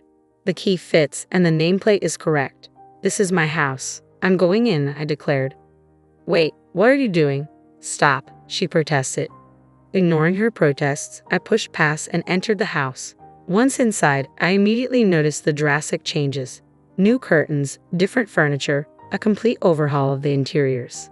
In the living room, a framed photo captured my husband and the woman at a theme park. The kitchen held mugs unfamiliar to me, while the bathroom revealed strange toothbrushes and skincare products. Even the shower boasted women's shampoo and conditioner. As I inspected further, the bed linen sported a design I didn't recognize, and the wardrobe held only the woman's clothes, with none of mine in sight. My husband's belongings were tucked away in a room at the back of the house, as if the woman had seamlessly moved in and taken over while I stood there in shock. I swung the front door open. "I'm back. Lola, did you invite a friend over?" I asked. "Justin, thank goodness you're here. This woman just walked in like she owns the place," Lola exclaimed. The man the woman referred to as Justin was undoubtedly my husband. Catching sight of me, he looked taken aback. "What are you doing here?" he asked. "Donnie, since when did you go by Justin? Can you explain what's happening?" I confronted him. "What are you talking about? This is Justin, isn't it, Justin?" he replied hesitantly. "Well, you see, caught between us, my husband appeared flustered. "Lola, this man's real name is Donnie. Isn't that what's on your driver's license?" "And I'm Donnie's wife, Jennifer," I interjected. "That's not true. He told me he was divorced," Lola retorted. "Donnie, you need to explain everything clearly," I demanded. "Jennifer, you were hardly ever home, and I felt lonely. So I thought I'd give a dating app a try and met Lola," Donnie confessed. "I see. So Justin is your alias on the dating app?" I inquired. "No, it's not like that. I was worried about using my real name, so I used a fake one. But I kept my last name," Donnie explained. "And why lie about being divorced?" In Lola's dating app profile, she mentioned, "I've only ever attended all-girls schools and have never dated a man before. Looking for someone who's willing to be serious about a relationship with the goal of marriage." It really struck a chord with me, so I fibbed about being divorced to win Lola over, and we ended up moving in together. "Why on earth would you do that?" I exclaimed in disbelief. At that moment, my husband launched into a defense of his actions. "It's because you're always away for work. It's only natural for a man to crave companionship. We've been leading separate lives due to your demanding job and the overtime and weekend shifts. I just wanted a cozy home where my wife would be waiting for me with dinner ready," he explained defiantly. I was stunned by his confession, realizing that my perception of his supportiveness towards my career might have been misguided. "But that doesn't excuse what you did. Your actions were despicable. If you wanted to be with someone else, you should have had the decency to end our marriage first. Why didn't you do the right thing?" I demanded. "I cared for both of you. I never intended to leave either of you," my husband defended himself. After everything you've done, it was inevitable that I would find out when I returned. It's beyond belief that you thought you could deceive me, I shot back. Well, if you had kept your promise and returned home, none of this would have happened. Your absence pushed me to seek companionship elsewhere, he argued. What nonsense. I've explained to you how demanding my work has been, I retorted. Our argument escalated into a heated exchange, with the woman my husband had been involved with standing there, visibly shaken. She realized she had been deceived by a married man and dragged into his deceitful game. So it was all a lie? You've made a fool of me. I'm leaving right now, she declared, storming out. Lola, please, just hear me out, my husband pleaded as he attempted to halt the other woman, who was hastily packing her belongings. Don't you dare touch me with those deceitful hands of yours. I can't trust a single word that comes out of your mouth, she spat back, her voice laced with anger and betrayal. With a final curse directed at my husband, the other woman stormed out, heading for her parents' home. Fuming with anger and a desire for retribution, I resolved to punish my husband for his infidelity. Gathering evidence meticulously, I amassed a collection of proof to take back with me. Upon returning to my work assignment, I wasted no time in hiring a detective to uncover details about my husband's mistress. The investigation unearthed that she was the daughter of an executive at a company closely associated with my husband's business partner. Armed with this information, I instructed my lawyer to dispatch evidence of the affair to both my husband's residence and the other woman's parents. Upon receiving the incriminating documents, my husband vehemently protested, expressing his reluctance for a divorce. Unmoved by his pleas, I braced myself for a protracted legal battle, even considering the possibility of taking the matter to court. Unexpectedly, the other woman's family reached out to my lawyer, prompting us to arrange a meeting at their office. To my surprise, the other woman and her parents showed up, offering their sincerest apologies. We are deeply sorry. Our daughter's actions have caused you immense trouble, and we take full responsibility for that. She has always been sheltered and quite naive about the world. Despite our efforts to arrange a marriage for her with someone we deemed suitable, she longed for a more liberated love. She met your husband without our knowledge and, unfortunately, got carried away without truly understanding who he was. She mentioned meeting a divorced man on a dating app and expressed a desire to move in with him. Despite our pleas for her to cease contact with him, she refused to listen. She became so entangled in her fantasies that she ran away from home to be with him. Upon realizing she was the other woman, she was devastated and has since sought therapy. We are prepared to offer you a settlement of $50,000, and we kindly request that you keep this matter confidential. With solemn expressions, the other woman and her parents extended their hands, shaking mine firmly. I appreciate your apology. However, I'll accept it under one condition. I'm in the process of pursuing a divorce, but my husband is unwilling to agree. If you're willing to cooperate by providing testimony if this escalates to a trial, then I'll agree to the settlement, I stated firmly. We agree to cooperate, but we're concerned about our daughter's future. We prefer to avoid any permanent legal repercussions, they responded. Fortunately or unfortunately, my husband's workplace is a client of yours, I revealed. In an unexpected turn of events, the woman my husband had been unfaithful with and I formed an unlikely alliance. Together, we plotted to teach him a lesson. His workplace would soon face a crisis due to his altercation with an executive at one of their client companies. Naturally, all blame would fall squarely on my husband. Meanwhile, back at home, his parents remained oblivious to the turmoil, attempting to reach out to him as they always did. Jennifer isn't answering our calls, and she won't return them either. Is she so wrapped up in work that she's forgotten about us? When is she planning to come back? We miss seeing our grandchild, his mother lamented. Mom, you don't understand. I cheated on Jennifer while she was away on assignment, and now it seems like we're headed for a divorce, my husband confessed. His mother's response was surprising. That woman who neglects Donnie to focus on her job is to blame. Perhaps it's best if you break up with Jennifer and reconcile with the woman you had the affair with, she suggested. It became apparent that my in-laws had chosen to align themselves with the other woman's family, possibly because they perceived them as wealthier than ours. They launched a series of attacks against me, bombarding me with calls that I eventually had to block. Undeterred, they began calling me at work. When I refused to engage with them, they took matters a step further by showing up at my workplace, causing a commotion and creating a scene. Release our son. It's your fault for being such a career-focused woman that our son strayed. He'd be happier with his lover, so stop interfering," his parents demanded. In response, I exclaimed, "What are you talking about? I'm the one seeking a divorce from Donnie. He's the one resisting, and besides, the woman he cheated with has no interest in reconciling with him. He deceived the daughter of a business executive into a relationship, and they're rightfully upset. This is going to cause a lot of trouble." Upon realizing that their son had injured a significant client, my in-laws swiftly changed their tune and attempted to reconcile with me. "Oh dear, we had no idea it had escalated to this point. We must have misunderstood. We apologize. Our son has acted foolishly, but he's regretful. You'll forgive him, won't you, Jennifer?" they pleaded.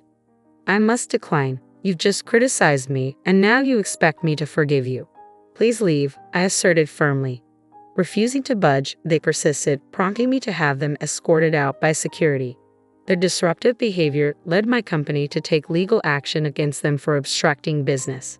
Following these events, I finally received the compensation owed to me by my husband and proceeded with the divorce. Additionally, the other woman's family sought compensation for the breach of her chastity and the costs of her psychiatric treatment, with the repercussions of his actions tarnishing his reputation at work and the financial strain of hefty compensations. My husband found himself overwhelmed with debt. Unable to afford to resign, he found himself trapped in a difficult situation. After 2 years of being away on assignment, things had finally calmed down. As I prepared to return to the main office, I reflected on my journey. Successfully completing my assignment had been a significant achievement, leading to my promotion to department manager. It dawned on me that had I not taken on this assignment, I might still be stuck in a loveless marriage. Yet deep down, I knew that a man like him would have strayed sooner or later, and conflict with his parents would have been inevitable. Through this experience, I've come to understand that I'm better suited for the demands of work rather than the complexities of family life. Now, I find myself immensely fulfilled and content. "You already had the divorce papers ready? How's that? I scared you, didn't I? Because I'm ready for this at any time. So you better cool down and reflect on what you just said." With that, my husband Lance got up and went into his room. "My name is Alice, a 28-year-old office worker. I married Lance a year ago after meeting him on a blind date. He pursued me, and after a year and a half of dating, we decided to tie the knot.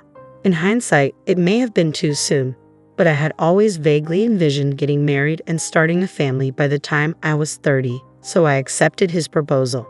But I quickly realized that I should have been more cautious about such life-changing decisions.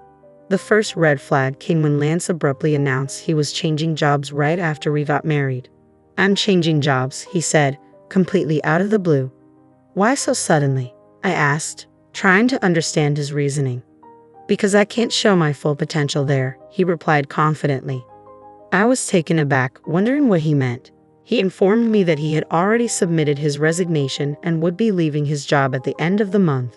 Although he was able to secure a new position, the salary was significantly lower than what he had been earning before.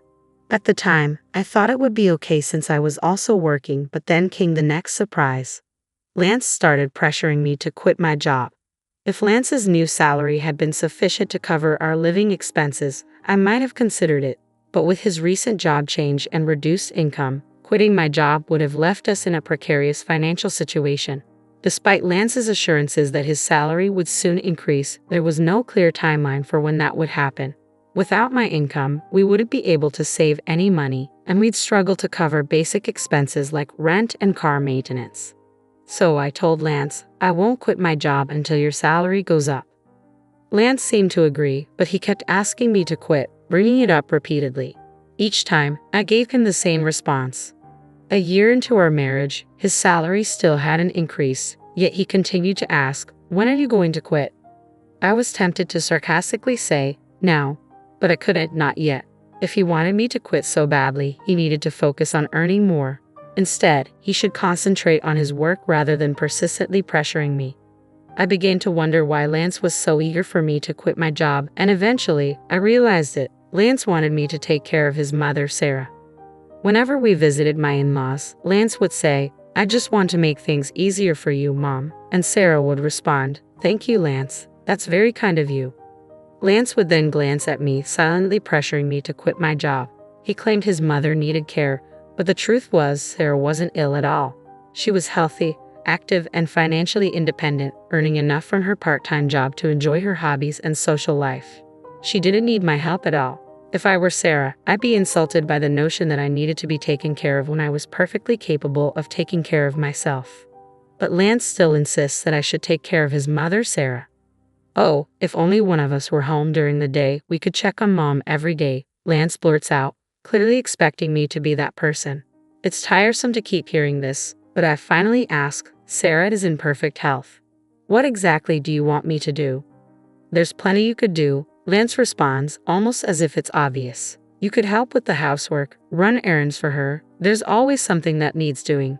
But Sarah has a part-time job and spends a lot of time socializing with her friends. She's not even home most of the day, I point out. Even if Mom's not home, you could still do the housework, couldn't you? He counters. What? Is he serious? So, you want me to be her housekeeper? It's becoming increasingly clear that Lance just wants to look good in front of his parents, to appear like the dutiful son. If he cares so much about taking care of them, he should be the one doing the housework. I have no patience for Lance's superficial pride. Naturally, I didn't quit my job, and I certainly didn't start visiting my in-laws daily. I'd only went over during holidays like New Year's. Thinking back, Lance has always been like this when we visit his parents. He would order me around, telling me to clean up, help Mom, or see if there's anything we need from the store. But I never took the initiative to do these things. When I'd push back, saying, "Don't you know this area better than I do? You should go to the store," he would always reply, "It doesn't count if I do it." What does that even mean? I'm starting to realize that it's not about caring for his parents at all. Lance just wants to boss me around to make himself feel good by appearing like the ideal son. Is he really more concerned with looking good than with actually caring about me? That's how I'm beginning to see him. When I boldly asked him, "Why don't you try helping out or quit your job to take care of your own mother?" Lance looked visibly uncomfortable, his face twisting in disgust. "That's not something I'm supposed to do," he retorted. "I'm giving you these instructions so that my mom will see you as a considerate and useful wife. You should appreciate how kind I am to you." So, in other words, he wants to dump all the inconvenient responsibilities on me while pretending he's doing something extraordinary. Well, I'm not your servant, your slave, or anything else. I certainly don't deserve to be belittled or treated like this in front of my in-laws. If Lance keeps making these unreasonable demands, I won't stay silent. I'll push back. But Lance remained the same, never changing his stance. He kept asking, "When are you going to quit your job?" And every time we visited his parents, he would order me around just like before. I had reached the end of my patience, so I decided it was time to have a serious conversation with my husband. "What do you mean, talk?" he asked, clearly annoyed. "I think we need to talk about our future," I replied. "Huh? What are you even trying to say?" he scoffed. "I'm honestly fed up, Lance. I'm fed up with you constantly asking me when I'm going to quit my job and pressuring me to take care of your mother." "Why are you fed up with that? You're my wife, and it's your duty to take care of your husband's parents," he shot back as if it were the most obvious thing in the world. "Don't you think that's a huge burden on me? Isn't it your responsibility as her biological child to help with the housework and care for your own parents?" I asked, trying to make him see reason. "No way," Lance snapped. "It's the wife's duty to do that. Are you really the kind of person who doesn't care about her family? I'm disappointed you'd even say such a thing." "Then let me ask you this," I countered. "How have you been taking care of my parents? If I asked you to take care of them, would you do it?" Lance looked at me blankly. "What are you saying? Why should a husband take care of his wife's parents?" "So that means you haven't been and won't take care of my parents?" I asked, feeling my frustration growing. "The husband's parents and the wife's parents are completely different," he replied, as if that explained everything. "What difference does it make? I don't understand," I said, exasperated. "I can't believe you're this clueless," Lance sneered. "It's like I'm talking to my old boss or something." "What are you trying to say?" I pressed. "I'm saying the husband's parents should always come first. The wife's parents should be your responsibility," he declared, as if it were the most natural thing in the world. "What they?" So, in Lance's mind, the only family that matters is the one he's biologically related to. "I'm so disgusted by you," I snapped. "I'm not going to your parents' house anymore." "Huh? Why would you do that?" Lance asked, clearly taken aback. Enough is enough. I'm tired of this, I retorted, my frustration boiling over. No way. How dare you talk back like that? Lance shot back, his voice rising.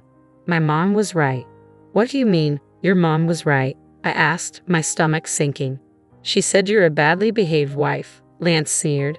That's why she gave me this. With that, he pulled a piece of paper out of his bag. It was divorce papers. What? You already had the divorce papers ready? I asked, shocked. Lance looked disturbingly proud of himself. How's that? I scared you, didn't I? I'm ready for this at any time, he said smugly, so you better cool down and reflect on what you just said. With that, Lance got up and went into his room, leaving me standing there in disbelief. No way.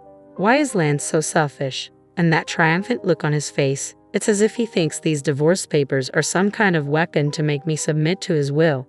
The fact that Sarah had prepared the divorce papers made everything even clearer. Lance is nothing more than a mama's boy, eager to do whatever Sarah says while trying to boss me around.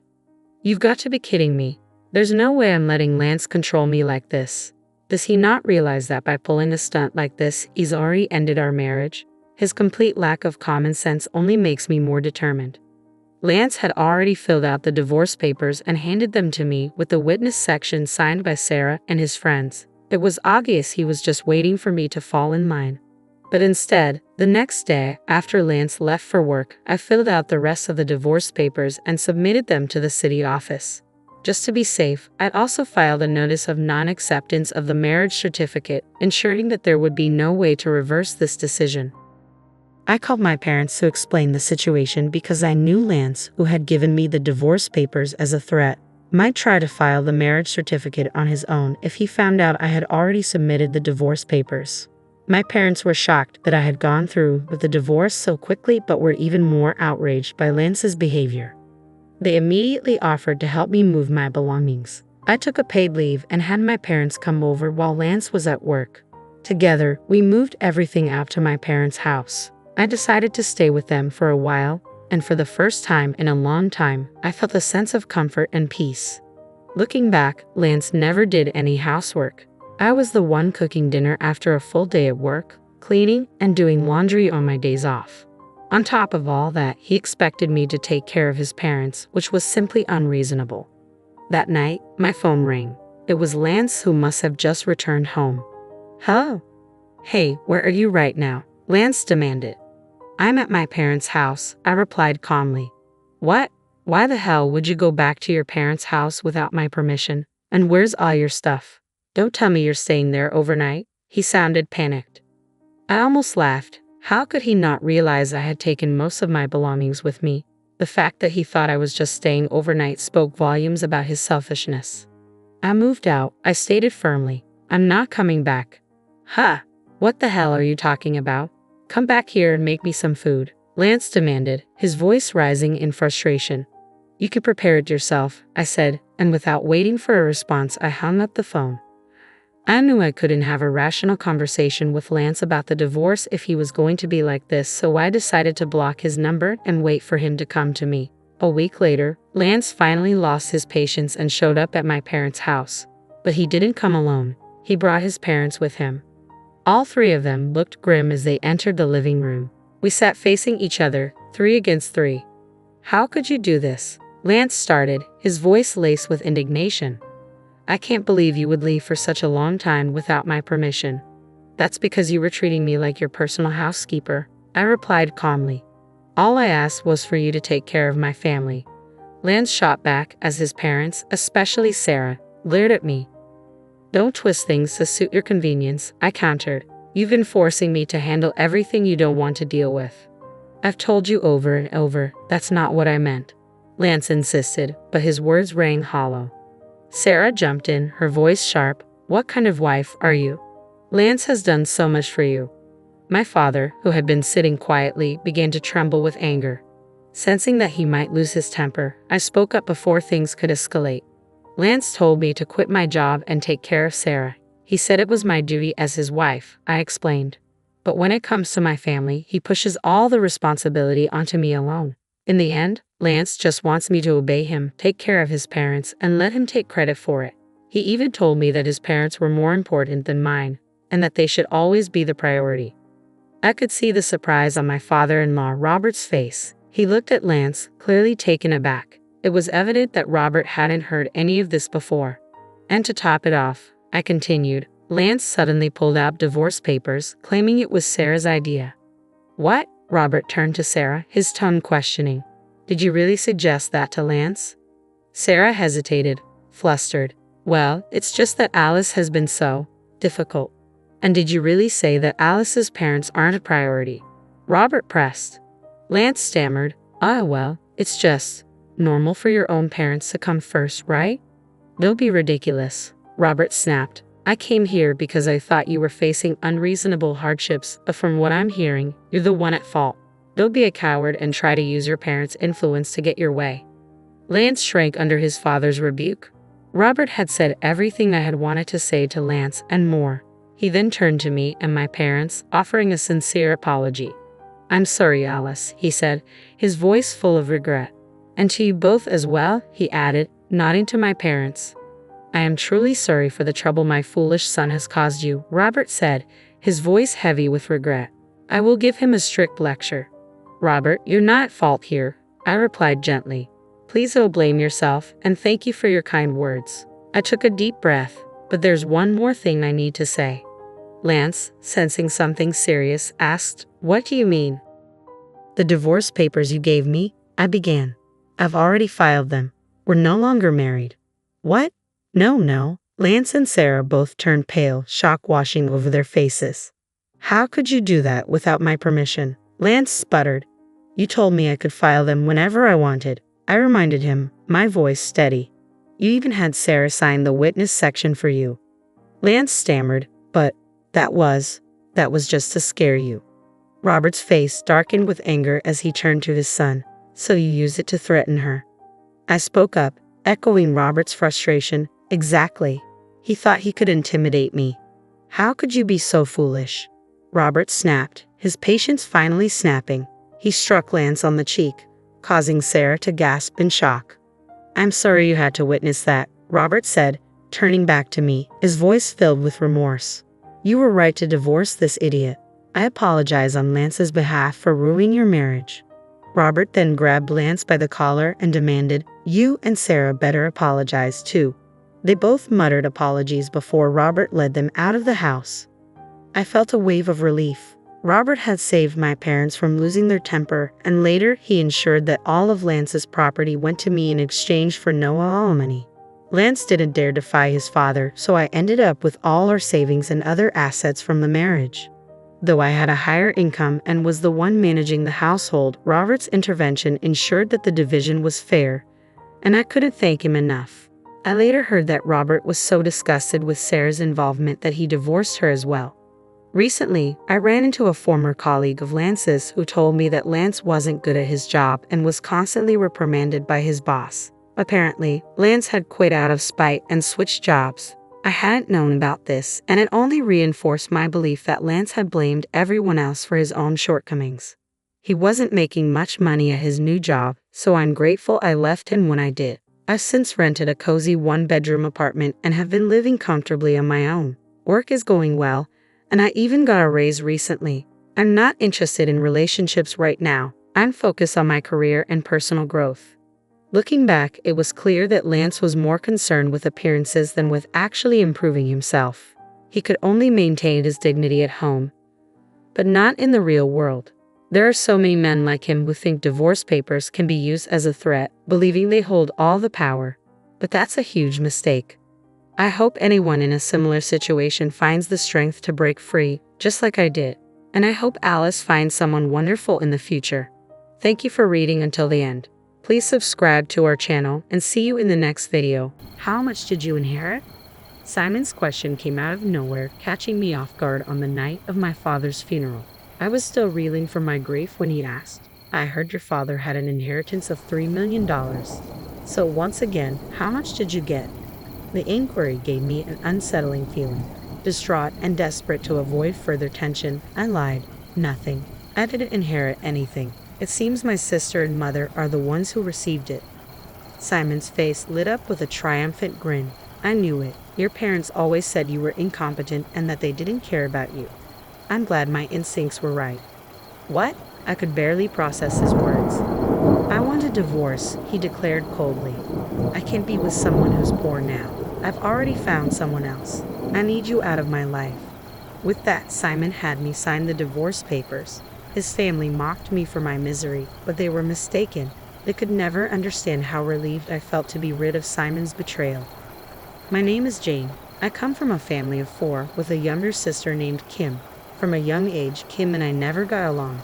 My mother, Anne, always sided with Kim, leaving me feeling isolated, though I eventually became accustomed to it.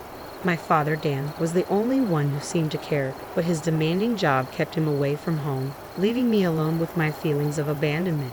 Even as an adult, my situation remained unchanged.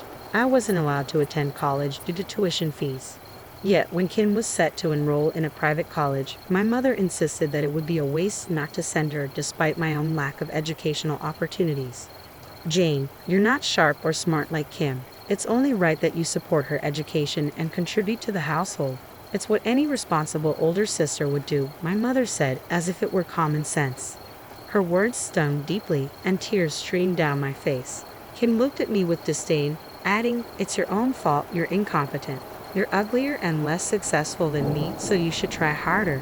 If you can't do that, you're worthless." The toxicity of my family environment drove me to leave home once I started working. Living alone wasn't difficult for me. It felt liberating. Initially, my father sent me a small amount of money to help out, but after 6 months, that stopped. Instead, I received a letter from my mother accusing me of theft. "Your father was sending you money without our permission. You have no right to it because you haven't contributed to Kim's tuition or supported us. I'll be sending you an invoice for the total amount you received. Make sure to refund it. Stop being a thief." My mother's resentment was clear, and she sent an invoice calculated to cover the exact amount of alimony, demanding repayment for the money I had received from my father. I was deeply uncomfortable discussing or debating the matter any further, so I complied with my mother's demands, sent the money, and quietly moved to a new apartment. A few years later, I married Simon, whom I met at work. Determined to sever ties with my past, I decided to inform my parents about my marriage. When I returned to their house, I was struck by how much my father had aged. The once industrious man now looked frail and bent, struggling even to stand. "Oh, you're back," my mother remarked with disdain. "I wonder what this ungrateful daughter, who never sends any money home, wants." When I asked about my father's condition, my mother sneered. "He injured his back about a year ago and can't work anymore. Now he just stays at home and gets in my way. He's as useless as you are, Jane." Simon was taken aback by my mother's harsh words, but his attention quickly shifted when he saw my sister Kim. "Wow, you're Jane's sister. You're stunning. I can hardly believe you two are related." Kim, who had grown more self-centered since starting college, now sported flashy clothes and a vibrant hair color that seemed inappropriate for her age. Despite being old enough to have graduated, she still seemed like a student, which reflected her lack of seriousness about her studies.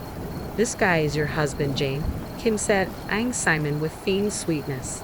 "He's quite handsome and seems way too good for you. I almost feel sorry for him." Kim deliberately flirted with Simon, her touches and compliments clearly meant to show off. It pained me to see Simon so delighted by Kim's attention, but I resolved to stay focused on my plans. I was marrying Simon, and that was final. "I'm going to cut ties with all of you," I declared. "Well, if you're going to do that, could you at least wait until I've finished taking care of your father?" My mother replied, barely looking up from her snacks. "I need to look after him. But honestly, I don't want to, and I definitely don't want Kim to deal with it either. It's her college life, after all. It would be a shame to distract her with such a bothersome task. You should be responsible for taking care of your father, Jane. Both of you are incompetent, so you'll get along just fine." Her words infuriated me, but I knew I couldn't ignore my father's needs. From that day forward, I began visiting my parents' house frequently to care for him. As I took on this responsibility, I discovered that neither my mother nor Kim worked. Kim didn't have a part-time job, and my mother had been a stay-at-home since my father's collapse. Yet they frequently dined out and shopped extravagantly. To my shock, they had even taken my father's bank book without his permission, spending his savings as if it were their own. My father was aware of their actions but chose to remain silent. Dad, they'll keep doing this unless we do something about it. Why didn't you tell me sooner? If I had, they would never admit they were wrong or apologize, he said. I didn't want to burden you further. Despite everything, my father had always worked tirelessly for the family and was the only one who truly cared for me. I wanted to help him in any way I could. Just as I was contemplating how to address the situation, I received a call from the hospital where my father had been admitted after his collapse. I rushed to my parents' house before heading to the hospital. My mother and sister were lounging on the couch, absorbed in the TV, showing no sign of worry when the hospital called me. Father collapsed, didn't he? I asked, exasperated. Oh, it's an exaggeration to say he collapsed, my mother replied dismissively. He just fell in the hallway and hit his head. The ambulance took him to the hospital. I'll leave the rest to you. But we need to go to the hospital. I'm worried about Father, I insisted. Shut up, she snapped. If he doesn't make it, the insurance will cover it. Why are you getting so emotional? My mother's coldness and her indifference made me sick. I left them behind and rushed to the hospital. At the hospital, I found my father lying in bed, hooked up to various tubes and barely conscious. As his condition worsened, he managed to notice me and murmured faintly, I'm sorry for being so sudden. I must be being punished. I wasn't a good father because I couldn't protect you from our family. With those final words, my father closed his eyes. I don't care about that, Dad. I love you. Please get well soon, I pleaded, holding his hand tightly, but he never responded. A week later, a lawyer contacted me regarding my father's will. He informed me that I was named as the beneficiary of an inheritance. According to the will, I was to inherit $3 million. I was stunned. It turned out that my father had hidden another bank book, separate from the one my mother had taken, which held the $3 million. He had also left a note specifying that this information should not be shared with any other family members. It seemed that this was his way of ensuring my future even after he was gone. Overwhelmed by my father's unexpected kindness, I made my way back to my parents' house to retrieve the hidden bank book. As I arrived, my mother and sister were waiting at the front door, their stances commanding and imperious. What are you doing here now? My mother demanded. Came to scavenge things now that Dan's dead? How despicable. Everything here, the house, the car, belongs to me and Kim. Don't act like a thief. I knew better than to discuss my inheritance with them, especially given their unwillingness to listen. I'm here to collect Father's memorabilia, and shouldn't I be entitled to at least a small share of the inheritance? Without missing a beat, my mother produced a document and waved it in front of me. It was another will, supposedly written by my father, but the handwriting was unmistakably Kim's, not my father's distinctive script. The will claimed that my mother and sister would inherit all of my father's estate. I can't make out much of this since Kim's handwriting is so poor, I said, struggling to understand the document. That doesn't matter, my mother replied coldly. This is the will, and it's already been shared with all our relatives and neighbors. It's too late for you to contest it now. My mother refused to let me enter the house, fully aware that I knew the will was a forgery. Defeated, I left and returned home. Simon was waiting for me, concern etched on his face. Were you at your parents' house? If you told me, I would have gone with you. It's a shame I missed seeing Kim. I was taken aback. Why are you so interested, and what does any of this have to do with you, Simon? I went to retrieve my father's inheritance, but my mother and sister kicked me out of the house. How much did you all inherit from your father? Simon asked me, curiosity piqued. I'm not sure of the total amount, but the house, land, and everything else were in his name. So it must be quite substantial, I replied. I see, Simon said, pressing further. And how much of the inheritance do you get, Jane? I hesitated, knowing I shouldn't reveal the truth. My instincts told me there was no inheritance for me. Everything was going to be divided between my mother and sister. Simon's face darkened as he suddenly retrieved the divorce papers from his room and thrust them in front of me. I knew it. I knew you wouldn't inherit anything. You're just a burden, and I've been talking to Kim a lot lately. Honestly, you're just in my way. I want a divorce now, since there's nothing in it for me if we stay together. Simon had already signed his portion of the divorce papers, so I signed them immediately. I couldn't help but feel a twinge of satisfaction as I watched Simon leave with the papers, eager to file them at the city office. This was likely the last time I'd see him smile so broadly, and the same went for my mother and sister. It felt like justice was finally catching up with those who had tormented my father and me for years. Later that day, I consulted with a lawyer who had handled my father's will and asked him to accompany me to my parents' house. When I presented the real will to my mother and sister, their usual calm demeanor turned to shock and disbelief as they read the document over and over. "This is a lie," my mother protested. "I have a will here that states Kim and I are the sole heirs." "If you claim the other will is a forgery," the lawyer said, "we can conduct a handwriting analysis. If it's proven to be a fake, you could be charged with fraud. Are you prepared to face that?" My mother was left speechless, unable to respond. I also learned a great deal from Dan. He revealed that even after his health declined, my mother and sister had abandoned him, sold all his possessions without permission, and acted as they pleased. Kim, on the other hand, had been indulging in reckless behavior, gambling and spending excessively from his personal bank account, leaving him deeply in debt. Due to these malicious actions, both of them were stripped of any inheritance rights. The lawyer made it clear that if my mother and sister continued to unjustly interfere with my inheritance, we would file a lawsuit against them. As the lawyer finished speaking, my mother and sister were left in a state of utter despair. I decided it was time to collect my father's hidden bank book and leave my parents' house for good. With that, I finally felt completely free from the burdens of my family. Soon after, Simon, unaware of the truth, apparently approached my sister, hoping to start a relationship with her. My mother and sister, keeping the inheritance issue a secret, married him quickly. Their aim was to secure a steady source of income and make him their personal ATM. Simon, deceived and eager to enjoy his newfound wealth, bought several luxury cars and quit his job, relying on what he thought was their inheritance. Eventually, Simon noticed something was off and reached out to me in a panic. "Jane, I was wrong. You're all I have. I want to start over." I replied simply, "I don't need you anymore. Besides, you have Kim now. You should take care of your wife properly," and gently ended the call. Moments before Simon called, "I have received a call from Kim. You've ruined my life." Simon quit his job and splurged like a fool as soon as we got married. "I can't believe a man who only cares about money is now my husband. My family name is tarnished because of him. What are you going to do about it?" I responded calmly, "Kim, you're just as interested in money as Simon is. You two are a perfect match. Besides, I heard you and Simon were getting along well while we were still married. Be happy your love came true. I'll be filing a claim for compensation for the affair, though. From now on, let's only communicate through our lawyers. I never want to hear from you again." "Hey, I'm your sister. Aren't you going to treat me like family?" Kim protested. I laughed at her words. "You're the one who never treated me like family." With that, I hung up, blocked her number, and never heard from her again. I was finally free. I used my father's inheritance to build a new house and settled into it. I found a fulfilling job as an office clerk and embraced a busy but satisfying life on my own. Occasionally, I felt a pang of loneliness, but I knew my father was watching over me.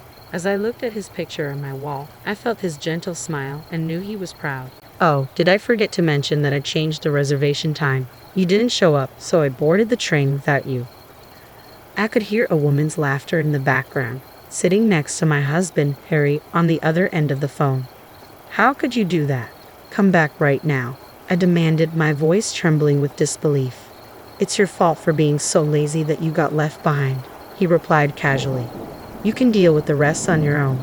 Besides, I canceled your ticket. It was too expensive to waste."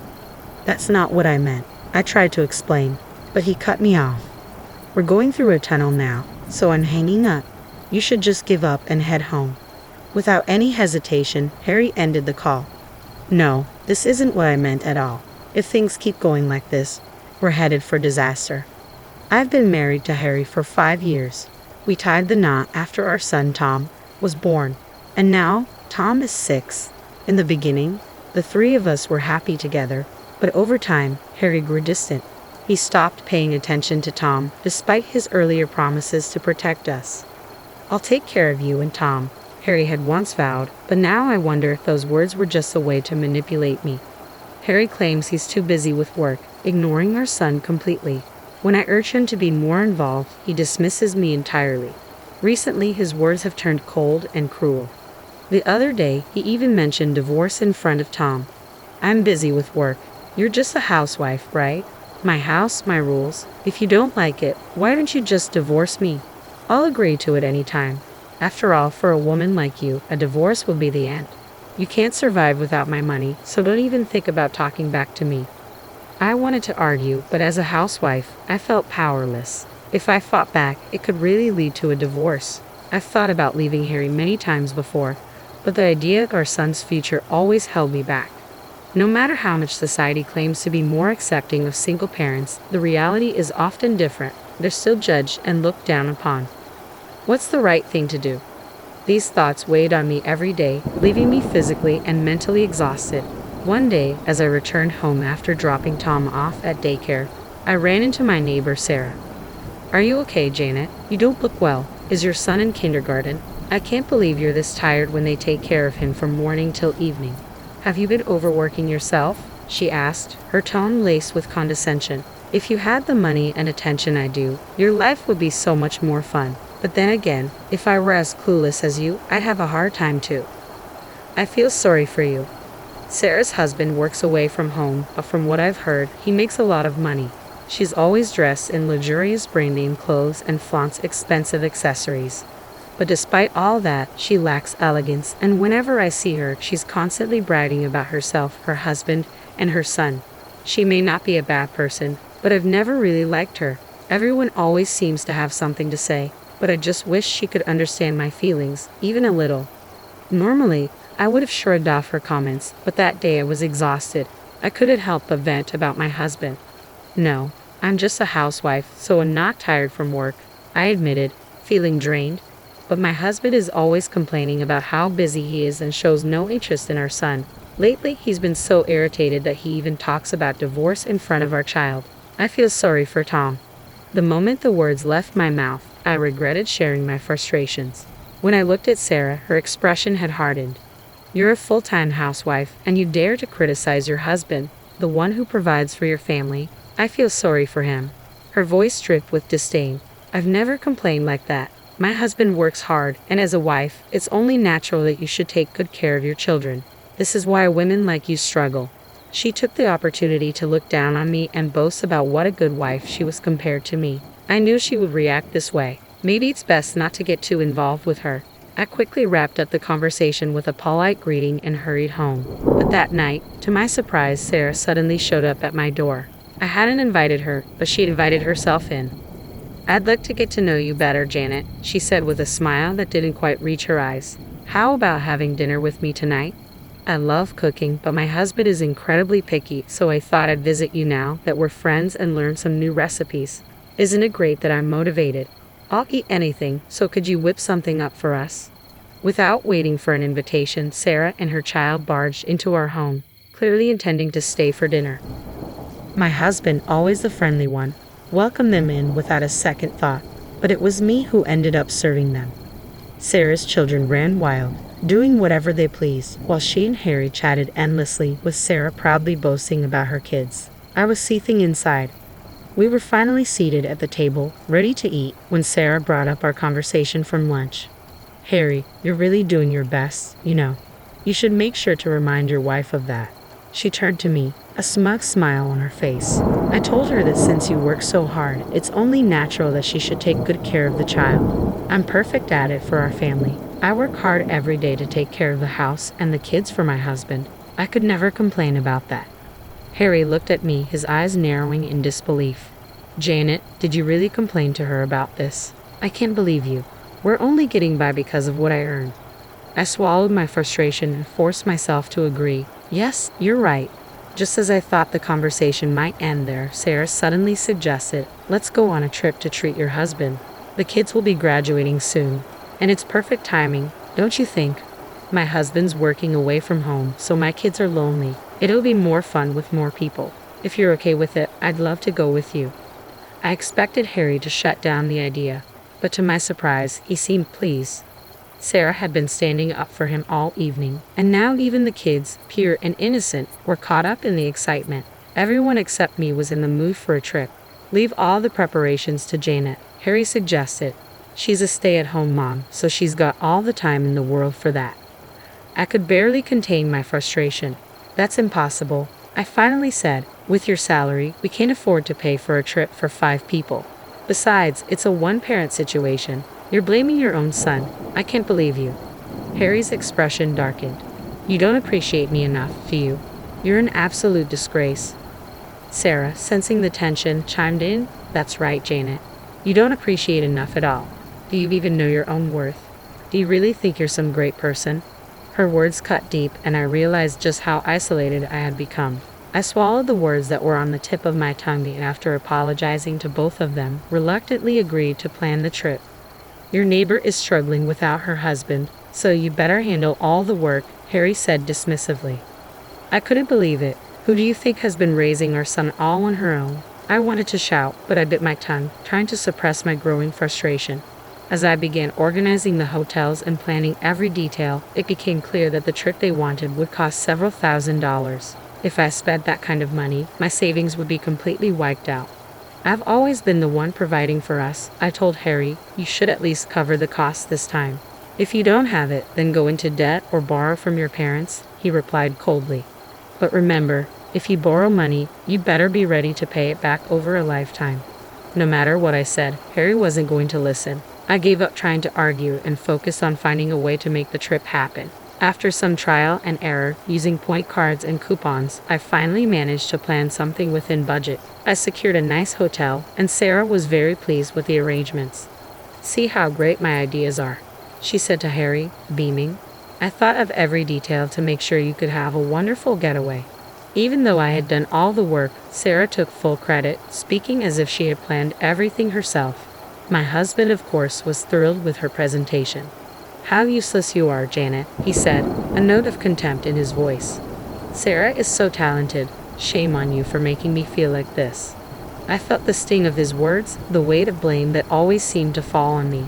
This was never the life I had imagined, but still, I couldn't bring myself to consider divorce, not for Tom's sake. I kept telling myself to stay calm as the day of the trip arrived. With Harry and Tom by my side, we headed to the bus station. Oh yay, the bus. Tom's eyes sparkled with excitement. It had been so long since we traveled anywhere. I had the tickets ready, and we waited at the station for Sarah and her kids to arrive. While we were waiting, Tom needed to use the restroom, so I took him quickly, thinking nothing of it. But when we returned, Harry was gone, leaving only our luggage behind. Panic began to set in. Where did he go? And where was Sarah? Time passed, and the bus was about to depart, but Harry was still nowhere to be found. I tried calling him, but there was no answer. With no other options, I decided to call Sarah. Oh, I changed the bus time, Sarah said nonchalantly. I did tell you. We got on already. I guess your husband didn't mention it either. He said he wanted to relax and ride on the premium limousine bus, so I switched it. I asked her to pass the phone to Harry, and when my husband finally picked up, his voice was filled with irritation. Honestly, you and Tom just get in the way, he snapped. I'm going to enjoy this trip with Sarah, who actually understands me. I tried to keep my voice steady. Please just wait for us. We'll be there soon. But he cut me off. That's not what I mean. And with that, he hung up, leaving me stunned and heartbroken. I turned to Tom, trying to mask my despair.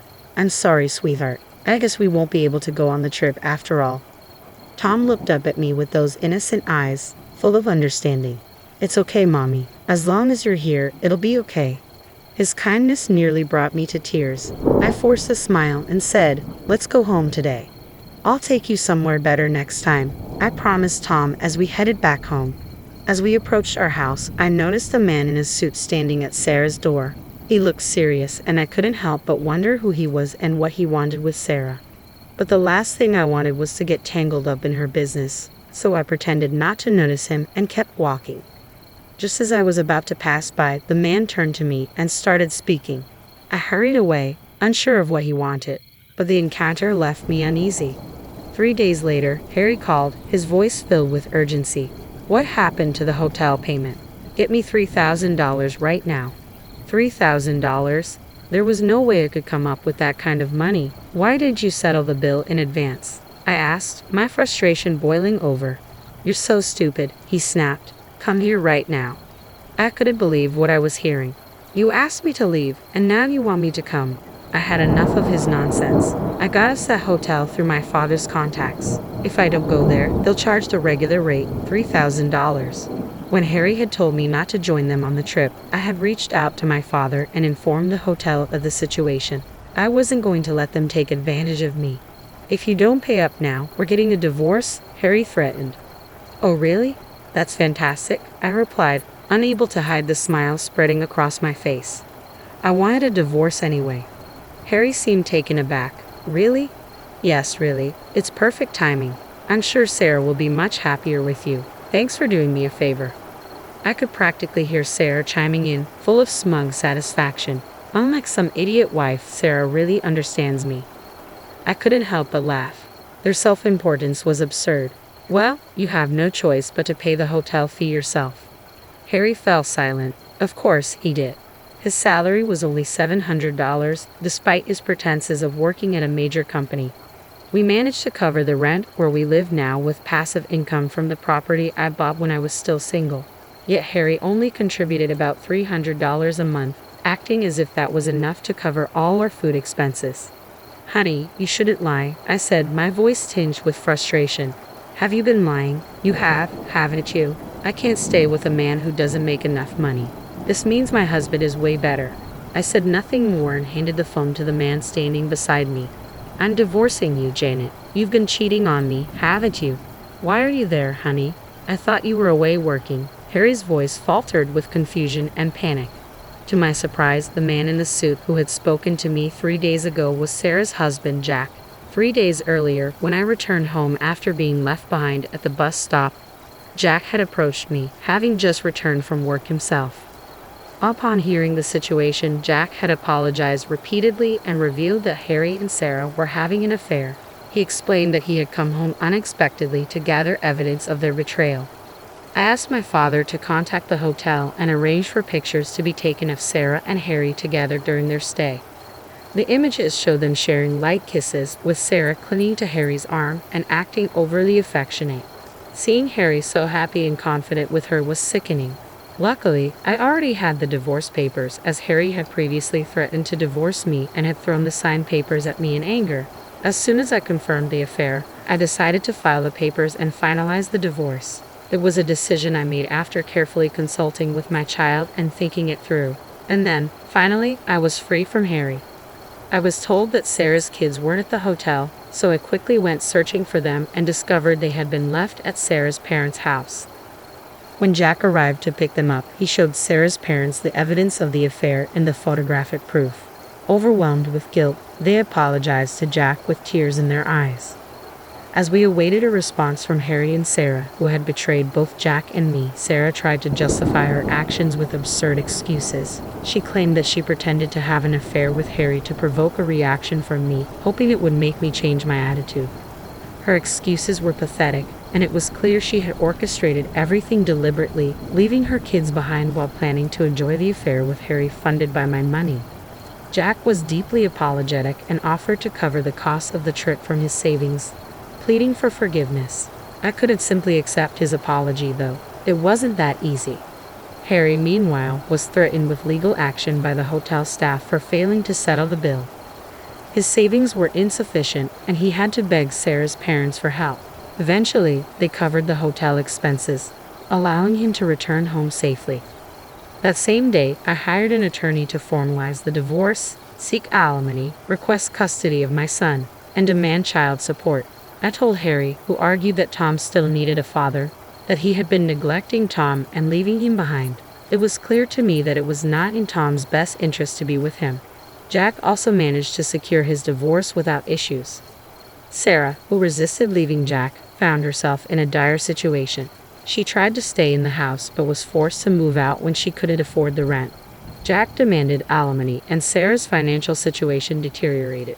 She was evicted after staying too long and incurred a penalty fee. She eventually moved back in with her parents, where they were less than pleased with her situation.